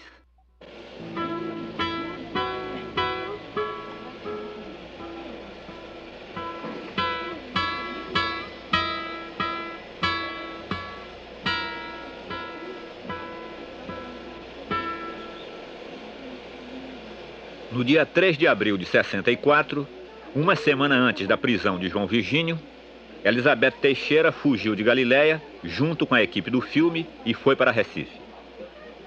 Não podendo voltar a Sapé ou ficar em Recife porque seria presa, ela decidiu refugiar-se na casa de Manuel Serafim, em Jaboatão. O assistente de direção, Vladimir Carvalho, levou-a até lá. Elizabeth mudou seu nome para Marta, fez-se passar por cunhada de Manuel Serafim e não saía de casa. 2 meses depois, ela se entregou às autoridades da Paraíba. Trataram bem a senhora? Trataram. O exército tratou bem. Perguntaram por que a senhora foi para Cuba, não? Perguntou. E a senhora dizia o quê? Perguntou que tinha ido visitar meu filho, que estava lá, que tinha ido como bolsista, dado a bolsa dada pelo governo de lá, e então o governo manda o convite para mim e fazer visita a meu filho. E é esta razão que eu me encontrei em Cuba. E acusava a senhora de invadir terra, essas coisas ou não? Acusava. Não tinha conhecimento de invasão de terra, não. Se havia, porque havia algum desentendimento entre o proprietário e o morador. Que nenhum proprietário quer que o morador tenha direito a nada. queria tomar mesmo na marra. E o morador se via obrigado a resolver o problema dele. Solta após 4 meses de prisão, Elizabeth voltou a Sapé. Temendo por sua segurança, foi morar na casa do pai, para onde já tinham sido levados os seus filhos. Aí vem a onda de perseguição. Polícia, para me levar novamente. Isso na casa do seu pai? Na casa de Sapé papai. mesmo. Aí vem os policiais, né, para me levar para lá, de novo, para ficar lá no agrupamento ou por outra. Eles também torturaram, da fim por lá. Aí eu meditei assim e me vali do velho. Meu pai disse: papai, não é possível ir acompanhada de tanto policial. Já que ele diz que é amigo do senhor, papai, faça com que esses policiais vá embora e que eu vá me apresentar amanhã. Eu me encontrava doente, papai falou para o coronel Luiz de Barro que não era possível ir e que no outro dia ele dava certeza eu me apresentar. Então era a palavra dele, vale dali para mim apresentar no outro dia. No outro dia não foi possível. Eu apanhei o carro, dizendo a papai que ia me apresentar. Mas isso não era possível. Eu sabia que ia ser torturada, ou até morta como o Alfredo, mais o menino. Em setembro de 64, pouco depois da libertação de Elizabeth, João Alfredo Dias, o Nego Fuba, e Pedro Inácio de Araújo, o Pedro Fazendeiro, fundadores da Liga de Sapé, desapareceram logo após saírem da prisão. Nunca mais foram encontrados. 3 dias depois do desaparecimento, um jornal informava que 2 cadáveres mutilados tinham sido encontrados numa estrada da Paraíba. Segundo o jornal, tratava-se de marginais eliminados pelo Esquadrão da Morte. Os cadáveres nunca foram identificados. E seu pai lhe ajudou esse tempo todo? Não. Não sei nem se são vivos meus pais. Tenho nem conhecimento se são vivos. Por que ele não ajudou a senhora? Aí, não estou sabendo. Eu não sei. Melhor ele não ter um endereço, né? E os filhos ele não ajudou a criar, pelo menos alguns? Ajudou. Ajudou. Cria 2 irmãos meus. Cria 2 irmãos seus. Até hoje nós não informamos para onde estão. Mas vão informar agora ou não? Exatamente. A partir de agora, acho A partir de agora vamos informar tudo. para ver, facilitar um pouco lá. Eu vou tentar localizar todo o restante da família, né? Vai tentar. Tentar localizar. E a senhora, por que a senhora ficou com o Carlos de todos os filhos? Por quê? Carlos, porque é o seguinte, papai não quis ficar com ele, que achava ele parecido com o João Pedro. Disse que não ficava com ele. E é parecido? Parece.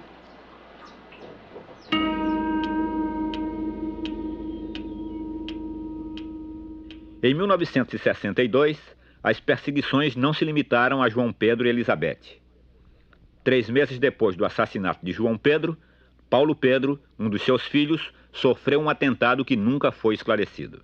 Elizabeth, e o que houve com o Paulo, aquele filho, tem um atentado? Como é que foi isso? Houve um atentado, aquele foi um dos capanga, amando do latifundiário, dos mesmos latifundiários que assassinaram João Pedro. O que eles fizeram com o Paulo? Mandaram, atiraram. Atiraram? Tiraram os frontal do menino, na roça. Machucou muito ou não? Machucou. Não sei se este menino hoje, se ele é vivo.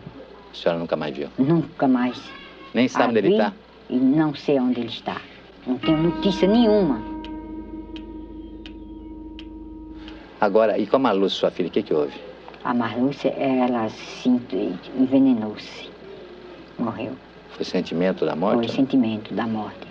Ela falou que desde a hora que tinha sido morto, o pai, que ela não tinha tido mais assim. Um dia que ela se acontentasse, vivia a menina subsaltada, e até que ela disse que sempre sentia aquele remorso, e que chegou àquele ponto tão grave. Em dezembro de 62, 8 meses após a morte de João Pedro, Marlúcia Teixeira, a filha mais velha, suicidou-se tomando arsênico.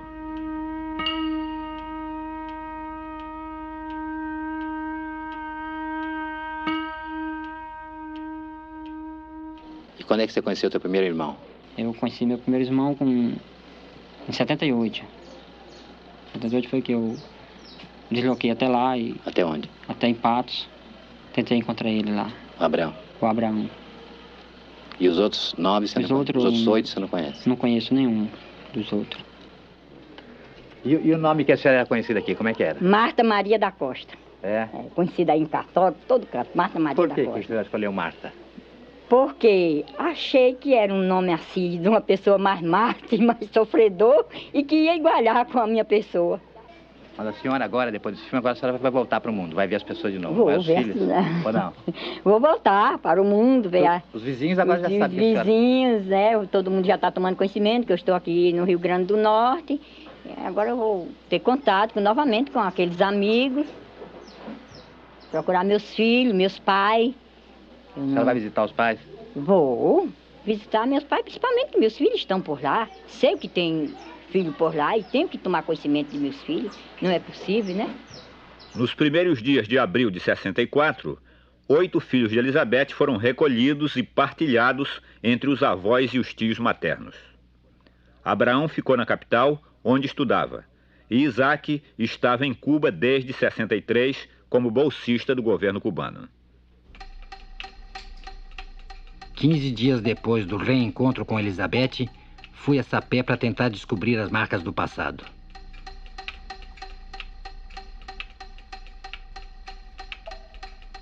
A poucos quilômetros da cidade, no lugar em que João Pedro foi assassinado, o monumento de alvenaria com uma cruz de ferro e uma placa de bronze, construído em sua memória, foi dinamitado nos primeiros dias de abril de 64.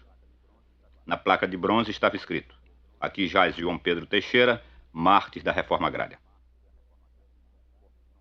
O corpo de João Pedro, na verdade, está enterrado no cemitério de Sapé, num túmulo sem nenhuma inscrição. João Pedro nasceu numa cidade próxima, Guarabira, e ficou órfão de pai muito cedo. Pouco se sabe sobre sua juventude. De João Pedro vivo, não sobrou sequer uma fotografia.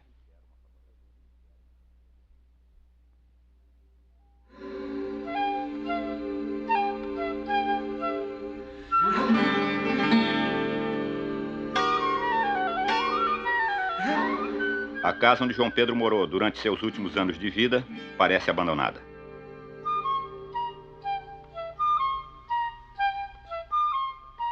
Depois da fundação da Liga de Sapé, o pai de Elizabeth, Manuel Justino da Costa, um pequeno proprietário, entrou em conflito com João Pedro e vendeu o sítio a um comerciante.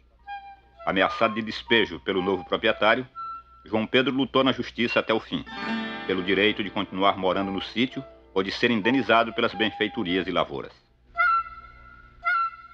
Depois de sua morte, Elizabeth conseguiu ficar na terra, mas rompeu relações com o pai.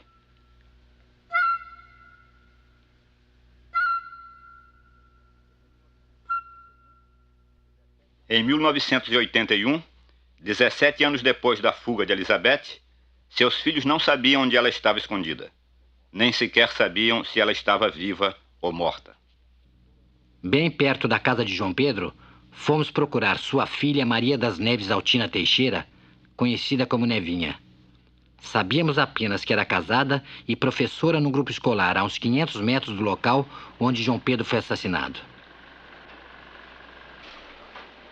Há quanto tempo a senhora não vê sua mãe? Muito tempo, né? Uns 15, eu acho, sei lá, uns 12. E a senhora tem saudade dela? Tem, claro, né? Minha mãe. E seus irmãos? O Abrão e o Carlos? O Abrão também, a gente não vê. E o Carlos também. Agora os outros são mais próximos, né? A senhora não chegou a conhecer seu pai, João Pedro, chegou? Conheci. Quando ele morreu, parece que eu tinha 6 ou 7 anos. Lembra dele? Muito pouco. É sua filha? É. Como é que chama? Juliana Elizabeth Teixeira do Nascimento. A senhora botou Elizabeth no nome? Foi. Juliana Elizabeth. Por que a senhora botou? Que é o nome da minha mãe. E como é que a gente vê o Pedro, meu irmão seu? Peta? É. Na casa do meu avô aí, na casa de farinha, sabe onde é? A gente vai lá e recebe bem a gente ou não vai dar notícia? Eu não sei, porque meu avô é meio cismado com essas coisas, sabe? Outro dia até, vieram umas pessoas aí num carro, não sei se eram, ladrão de gado, sabe? Sei que aparecia essas pessoas, cada semana era um carro. Ele ficou até, muita gente, ele não pensou nem isso, nem a família. O pessoal de fora mesmo foi que foram lá e dizer, pode ser a Elizabeth que quer até lhe matar, ele, sabe? Muita gente foi. Aí ele botou na cabeça, né, já velho. Ficou pensando que era ela que mandava matar ele ou roubar alguma coisa. Não sei que apareceu. Eu acho que era até ladrão de gado, né? Manuel Justino e João Pedro Teixeira Filho, Peta, aceitaram ser filmados. Mas o pai de Elizabeth logo se arrependeu e escapou para dentro de casa. Teu avô que te criou? Foi quem me criou desde novinho. Minha mãe foi embora quando ele trouxe tudinho pra aqui. Família todinha, veio lá tudinho. Ele ficou com ela aqui, com tudinho aqui. Aí foi que o tio saiu, levou um, outro levou outro, saiu criando devagarzinho, né? Aí fiaram, todo mundo criou a família. Se fosse a família aqui, não tinha muito tudinho. Porque ficou dentro de uma casa, 12 filhos dentro de uma casa, passando fome. Se não fosse a família, não tinha morrido. A família do velho trouxe tudinho, botou aqui. Aí o cara um dia levou um. Aí ficou 3 aqui. Aí eu ainda tô, e 2 foi embora para o Rio, tá no Rio, 2. Mas nós estamos vivos por causa da família. Se não fosse família, mas com tudo isso eu não tenho raiva de minha mãe. Eu quero ver ela, todo tempo que ela desaparecer aqui, eu tô para ver ela. Quer onde eu puder ir, onde souber que ela tá, eu vou bater lá. Você tem o retrato do teu pai ou não? Tem não, o retrato do meu pai não tem não. Nada, nem meu pai nem minha mãe não tem nada, não tem lembrança nenhuma. Fiquei com 4 anos de idade. 4 anos eu fiquei. Quando seu pai morreu, você tinha 2 anos, né? Quando meu pai morreu, estava com 4 anos. Eu nasci em 60 e em 64 eles mataram ele. Não, morreu em 62. Hã? 62 que ele morreu. Ele morreu? É. Eu nasci em 64, eu não tenho. Era pequeno, não tem lembrança. Tá. O velho pode dizer, né? Você que fez de novo o túmulo do teu pai? Hoje, a coisa dele fiz de novo, porque o negócio do povo tá baixo, né? Ficar aí, eu só tenho aqui somente. Como filho, né? Eu digo, eu vou levantar com meu pai, porque não é possível, né? Botar a cuidar dele, eu não podia fazer outra, tinha que fazer outra, né? Trabalhei, enquanto eu pude fazer, eu digo, vou fazer. Filho do meu pai, porque eu tenho lembrança dele, né? Sabia onde era o lugar que me mostraram, né? A minha família me mostrou. Onde era, eu mandei fazer de novo. E nós somos sem de vela, né? Tudo bem, pronto. Por que seu mané não quis tirar retrato? Porque o cabra já velho com 84 anos, né? Não tem que pensar como a gente tem, é como pensar de menino, né? Após muita insistência, Manuel Justino resolveu sair e falar. O senhor não se deu nunca bem com o João Pedro, não? Não. Eu não mandei chamar ele aqui. Ele veio. Eu dei uns conselhos a ele disse que não estava ouvindo isso, não. Quer dizer que o senhor nunca teve bem com ele, não? Não. Mas era uma pessoa bom marido, ele, né?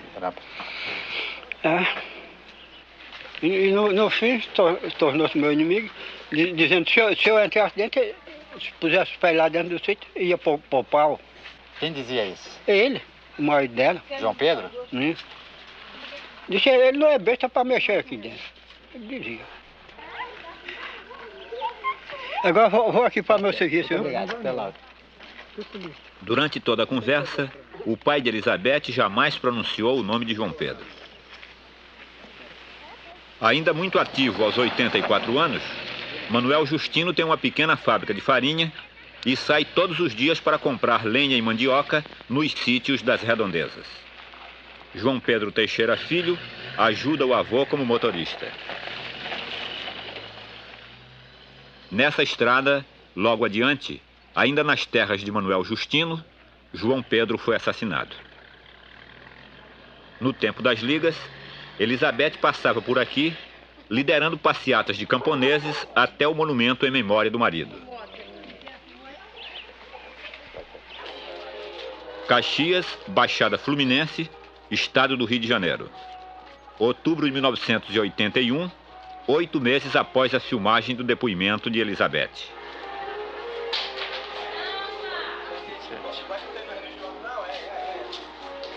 Por favor, hein? Dona Marta está? É. Eu sou muito amigo da... Minha mãe. Sua mãe. A senhora já soube? Minha mãe.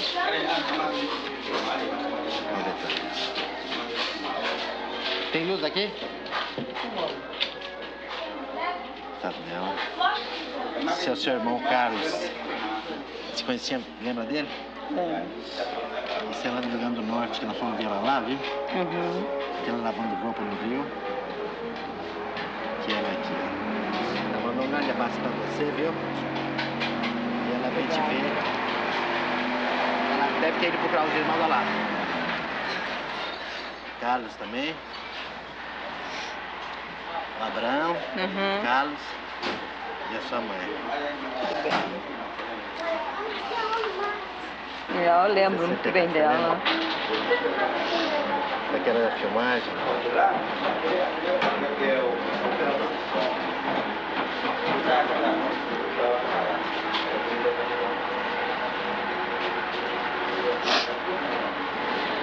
Você veio pra cá quando, por quê? Eu vim em 71. 71? É. Nunca mais voltou pra lá? Eu tive lá uns 5 anos atrás. Você tem correspondência com o pessoal que está em Sapé? Não. Ele não escreve pra Não, você? não. Sou eu que não entende. Você não diz onde está? Eu me afastei totalmente, entende? Por quê? Porque é o seguinte, que a família da gente é o seguinte, na hora que a gente mais precisa, entende? Na hora que a gente mais precisa, foi a hora que eles não me deram a mão, principalmente meu irmão. Não tenho raiva deles, entende? Não tenho, mas na hora que eu mais precisei de apoio, aí eles não me deram, principalmente meus avós por parte de mãe. Não deram apoio, não? Não deram. E eles têm algum dinheiro, não tem? Minha família tem, menos minha mãe, né? Mas você não tem mais da sua mãe, não, né? Não tenho. Apesar dela ter me dado ainda estava no ventre dela, ela me deu para minha avó, apesar disso tudo, mas eu não tenho. Tenho raiva dela. Por que ela deu para sua mãe? Não sei. Não sei mesmo. Nós fomos 12, né? Nós fomos 12. Então, dos 12, só a mim que ela deu. E não era nem... Você lembra do seu pai, João Pedro? Lembro.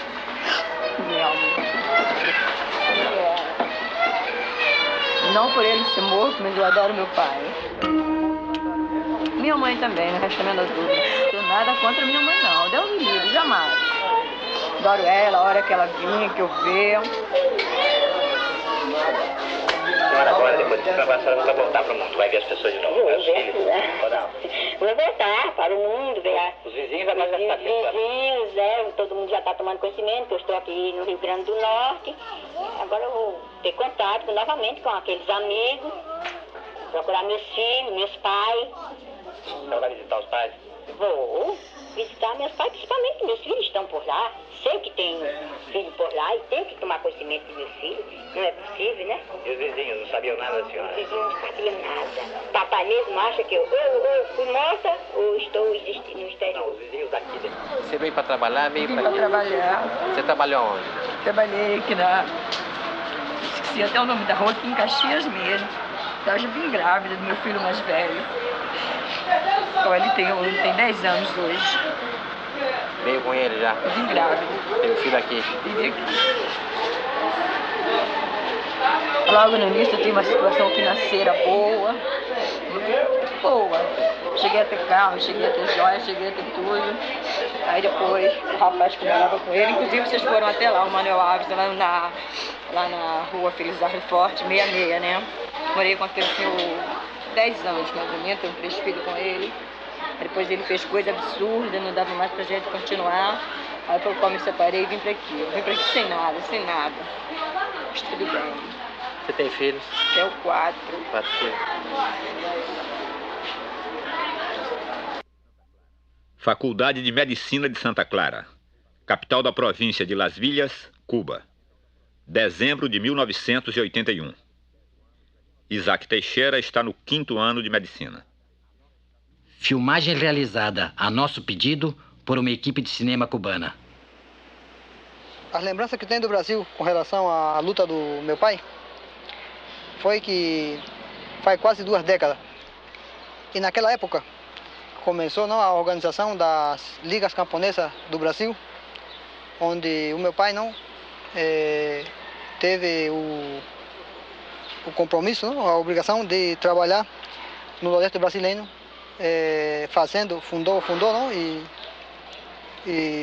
trabalhou na Liga Camponesa do Sapé. Eu acho que foi um dos pioneiros começou a organização da Liga Camponesa. E isso teve uma repercussão muito grande, com a sua morte. E e sua luta, e todo mundo, não? Ha visto com bons olhos o que é um camponês, um homem humilde, dedicar toda a sua vida, não? À luta pela luta pelo povo brasileiro. Segundo. Por favor, José Eudes. É? José Eudes. Eudes? José Eudes, conhece? Conhece, sim. É? Deixa eu chamar ele, por favor. Pois não, quer me acompanhar, fazendo favor? Tá. Ele é vigia aqui, né? É? Ele é vigia aqui? É. Aqui eu disse, você é de onde? Da TV ou da Globo? Não, é cinema. É tipo televisão, é reportagem, mas é cinema. Travessa da Avenida Brasil, no Rio de Janeiro. Entrada para o depósito de uma firma de engenharia. Maio de 1982. 1 ano e 3 meses após a filmagem de Elizabeth.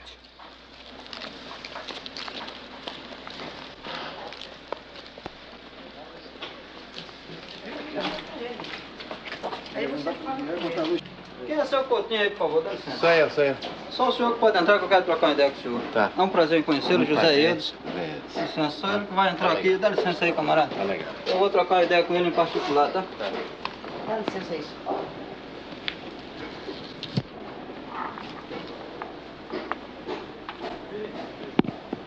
Tira aí, camarada, por favor. Depois de uma longa conversa e de fazer algumas exigências, José Eudes Teixeira concordou em ser filmado, mas fora do alojamento.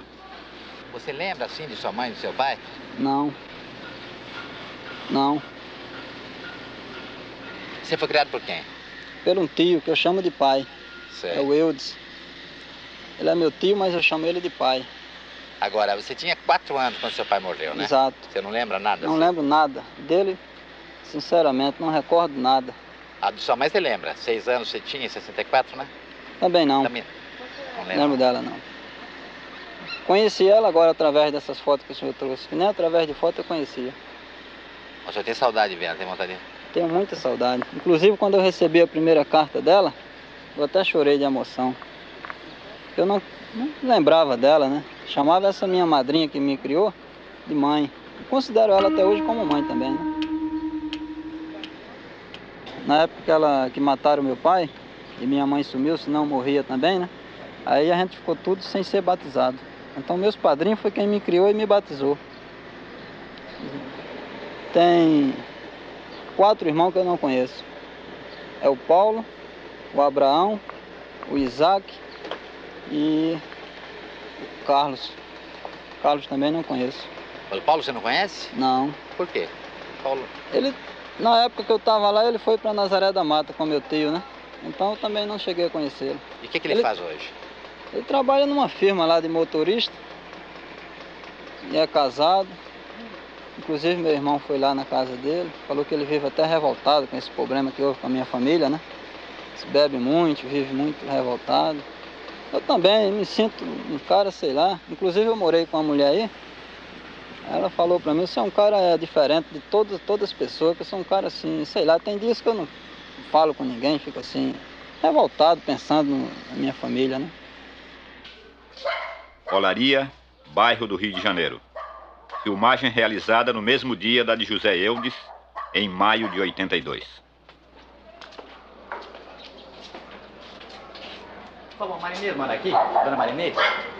Bora, não sei se ela está em casa. Nossa, ela tá? Tá, podia ver pra mim, por favor, hein? Engraçado, hein? A janela tá fechada. Vai ser tudo assim, Venha, não, é bem simples. Filha, vem lá. Venha. Como Esse é vai? meu Tá filho. boa? Tudo bem. Bonitinho. Como é que você chama? É Rodrigo. E Elana. São os 2 filhos seus? É, meus 2 É? filhos. Uhum. Me diga, há quanto tempo você tá aqui no Rio? Aqui no Rio eu tô há 7 anos. 7 anos? Uhum.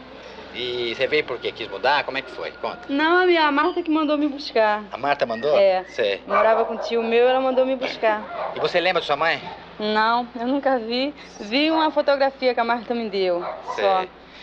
E do seu pai, claro que não, né? Não, do meu pai eu nunca vi, não. Você tinha uns 8 meses quando 3 meses. né? É. 3 meses. Possamos você tem ir vontade lá. de ver ela, não? Tenho, né? Hã? Ou você tem mágoa, Tenho. assim?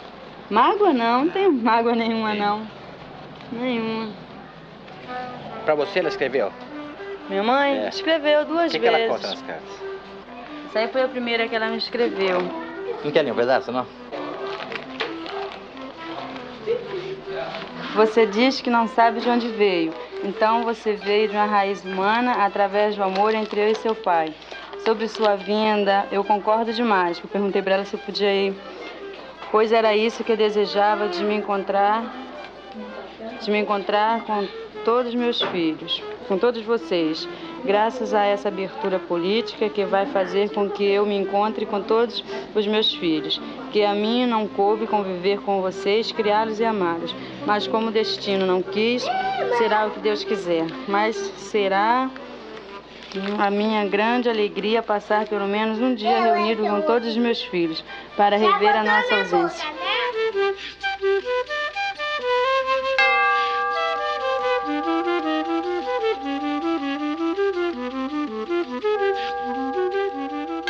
Nossas filmagens em São Rafael, em fevereiro de 1981, significaram para Elizabeth Teixeira o fim de um longo período de clandestinidade.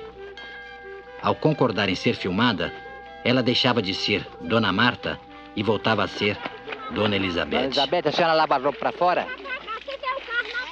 Lavo. E o que mais que a senhora faz para ganhar a vida? Embalo, lavando louça, enxugando. Depois ensino os meninos. 4 vezes 1. 4 vezes 1, 4. 4 vezes 2. 8. 4 vezes 3. 12. 4 vezes 4. 4 vezes 4, 16. 4 vezes 5. 4 vezes 6. 4 vezes 7. 4 vezes 8. Os vizinhos daqui não tinham conhecimento de nada. E como é que foi ontem que eles souberam quem é a senhora? Como é que foi a reação? As reações estão por aí procurando retrato, procurando saber quem era eu, de onde é que eu tinha vindo. Eu dizia aqui que era uma pessoa que vivia assim lá pelo Recife, trabalhando, doméstico, em trabalho doméstico, e que não deu certo. Eu vim com a família, ir para Caicó, e de Caicó eu cheguei até aqui pelo sertão. Eu falava assim para eles. E agora estão contentes de saber que a senhora agora estão contentes de saber. A senhora viu o filme que passou Dona Elizabeth? Eu achei muita coisa muito importante, porque eu não pensei que Dona Marta, como é Elizabeth, tivesse um passado tão triste. Porque foi muita coisa muito triste mesmo. Depois que soube que era Dona Elizabeth, não mudou nada? É a mesma Elizabeth, é a mesma amiga. E quem mais quer falar? Eu também, para mim, quando ela chegou aqui em São Rafael, foi a primeira casa que ela foi vizinha, foi minha. Até hoje, temos boas amizades. O primeiro aluno dela foi Zorro.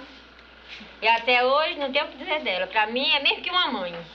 E a senhora pensava que ela tinha um filho só? Como é que é? O que a senhora sabia dela quando ela chegou? Ela chegou e eu não sabia de nada. O que a senhora pensava que ela vinha de onde? De Jucurutu foi aqui. Ela chegou de Jucurutu. Era de onde ela vinha. E pensava que ela tinha um filho só? Apesar que ela tinha só um filho. São todos amigos da senhora vizinha? Todas amigas. Também, uma ótima amiga. Ótima. Minha vizinha mesmo, de terreiro, como se diz. E a gente se compadecia muito dela, do sofrimento dela, e notava que ela tinha um constrangimento, uma tristeza com ela mesma, né? Mas que não declarava pra gente, apenas falava que tinha sido morto, assassinado, o marido dela tinha assassinado, e que tinha mais filhos, mas que não tinha nenhuma comunicação com eles. Isso a gente notava que ela sofria esse desgosto profundo, né? Que a gente deseja muitas felicidades para ela, porque a gente nota que ela é uma pessoa muito boa. A gente vai sentir muita saudade dela.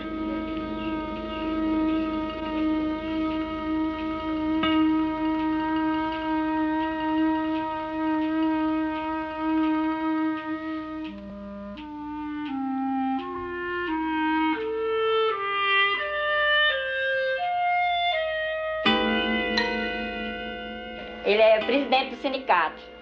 Então, nós aqui batemos muito, conversamos muito sobre o sindicato, como é que está atuando o sindicato agora, na época atual. Conversamos também muito sobre aí os moradores do Vale do Açu, como é que eles vão ser indenizados, vão se retirar aí do Vale do Açu. Ele, como presidente do sindicato aqui, está mais por dentro da situação.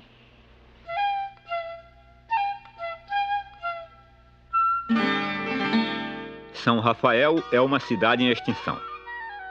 o Departamento Nacional de Obras contra as Secas está executando um projeto de irrigação através da construção de uma grande represa.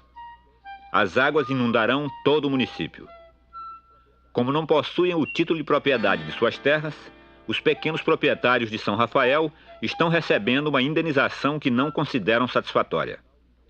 O sindicato local lidera a luta por uma indenização mais justa. E a dona Elizabeth ajuda o senhor nesse trabalho? Que ela...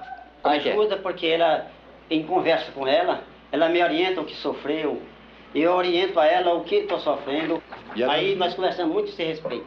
E ela, o senhor sabia já que ela não era Dona Marta, era Dona Elizabeth ou não? Ah, sabia sim. Há quanto tempo o senhor sabe? Ah, sabia talvez assim há um ano, que veio se aproximar mais ao conhecimento. O senhor sabia quem foi João Pedro Teixeira? Ah, sabia sim. Quem que ele foi? Foi um grande líder. De onde? Da Paraíba, lá de Sapé, né?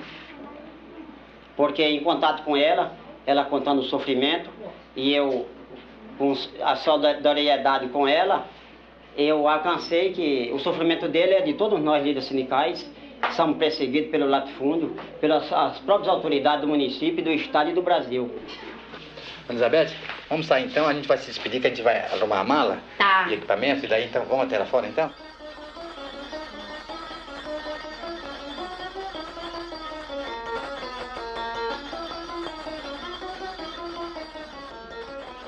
Eu tinha um desengano que não encontrava mais com você e nem com outros companheiros, mas que hoje vejo minha casa, né, a visita dos meus companheiros passados, então para mim é uma grande coisa, nunca esmoreci, nunca esqueci a luta.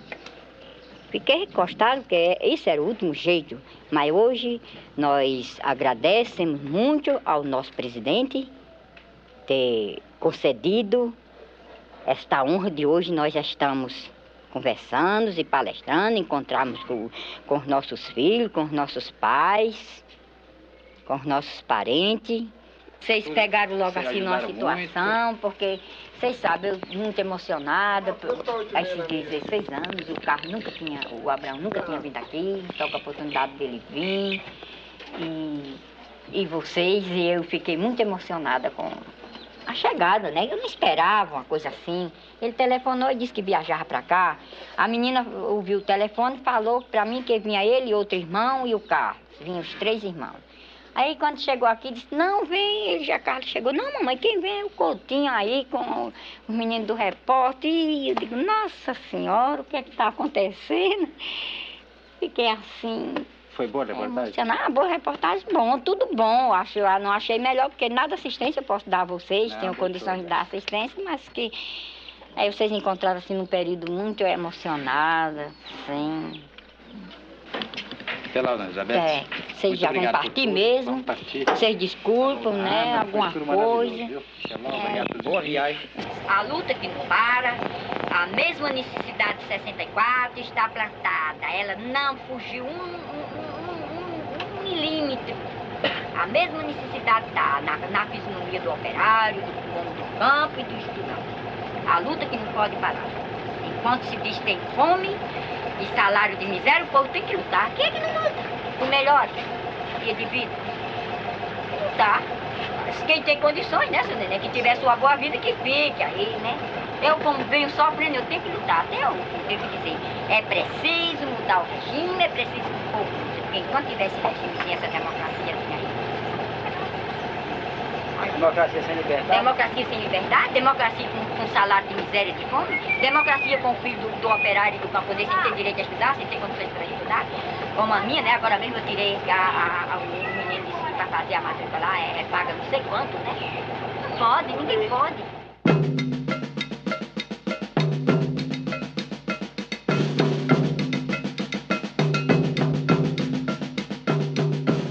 Um mês depois, Elizabeth Teixeira deixou São Rafael e foi morar em Patos, na Paraíba, com seus filhos Abraão e Carlos. Até junho de 1983, quando este texto foi escrito, Elizabeth só tinha conseguido reencontrar 2 de seus outros 8 filhos, Nevinha e Peta, ambos em Sapé. Nossa última filmagem com João Virgínio foi no terreiro de sua casa, no domingo de carnaval de 1981. 10 meses depois, João Virgínio morreu de ataque cardíaco neste mesmo local. Ele foi enterrado no cemitério de Vitória de Santo Antão, ao lado de Zezé da Galileia.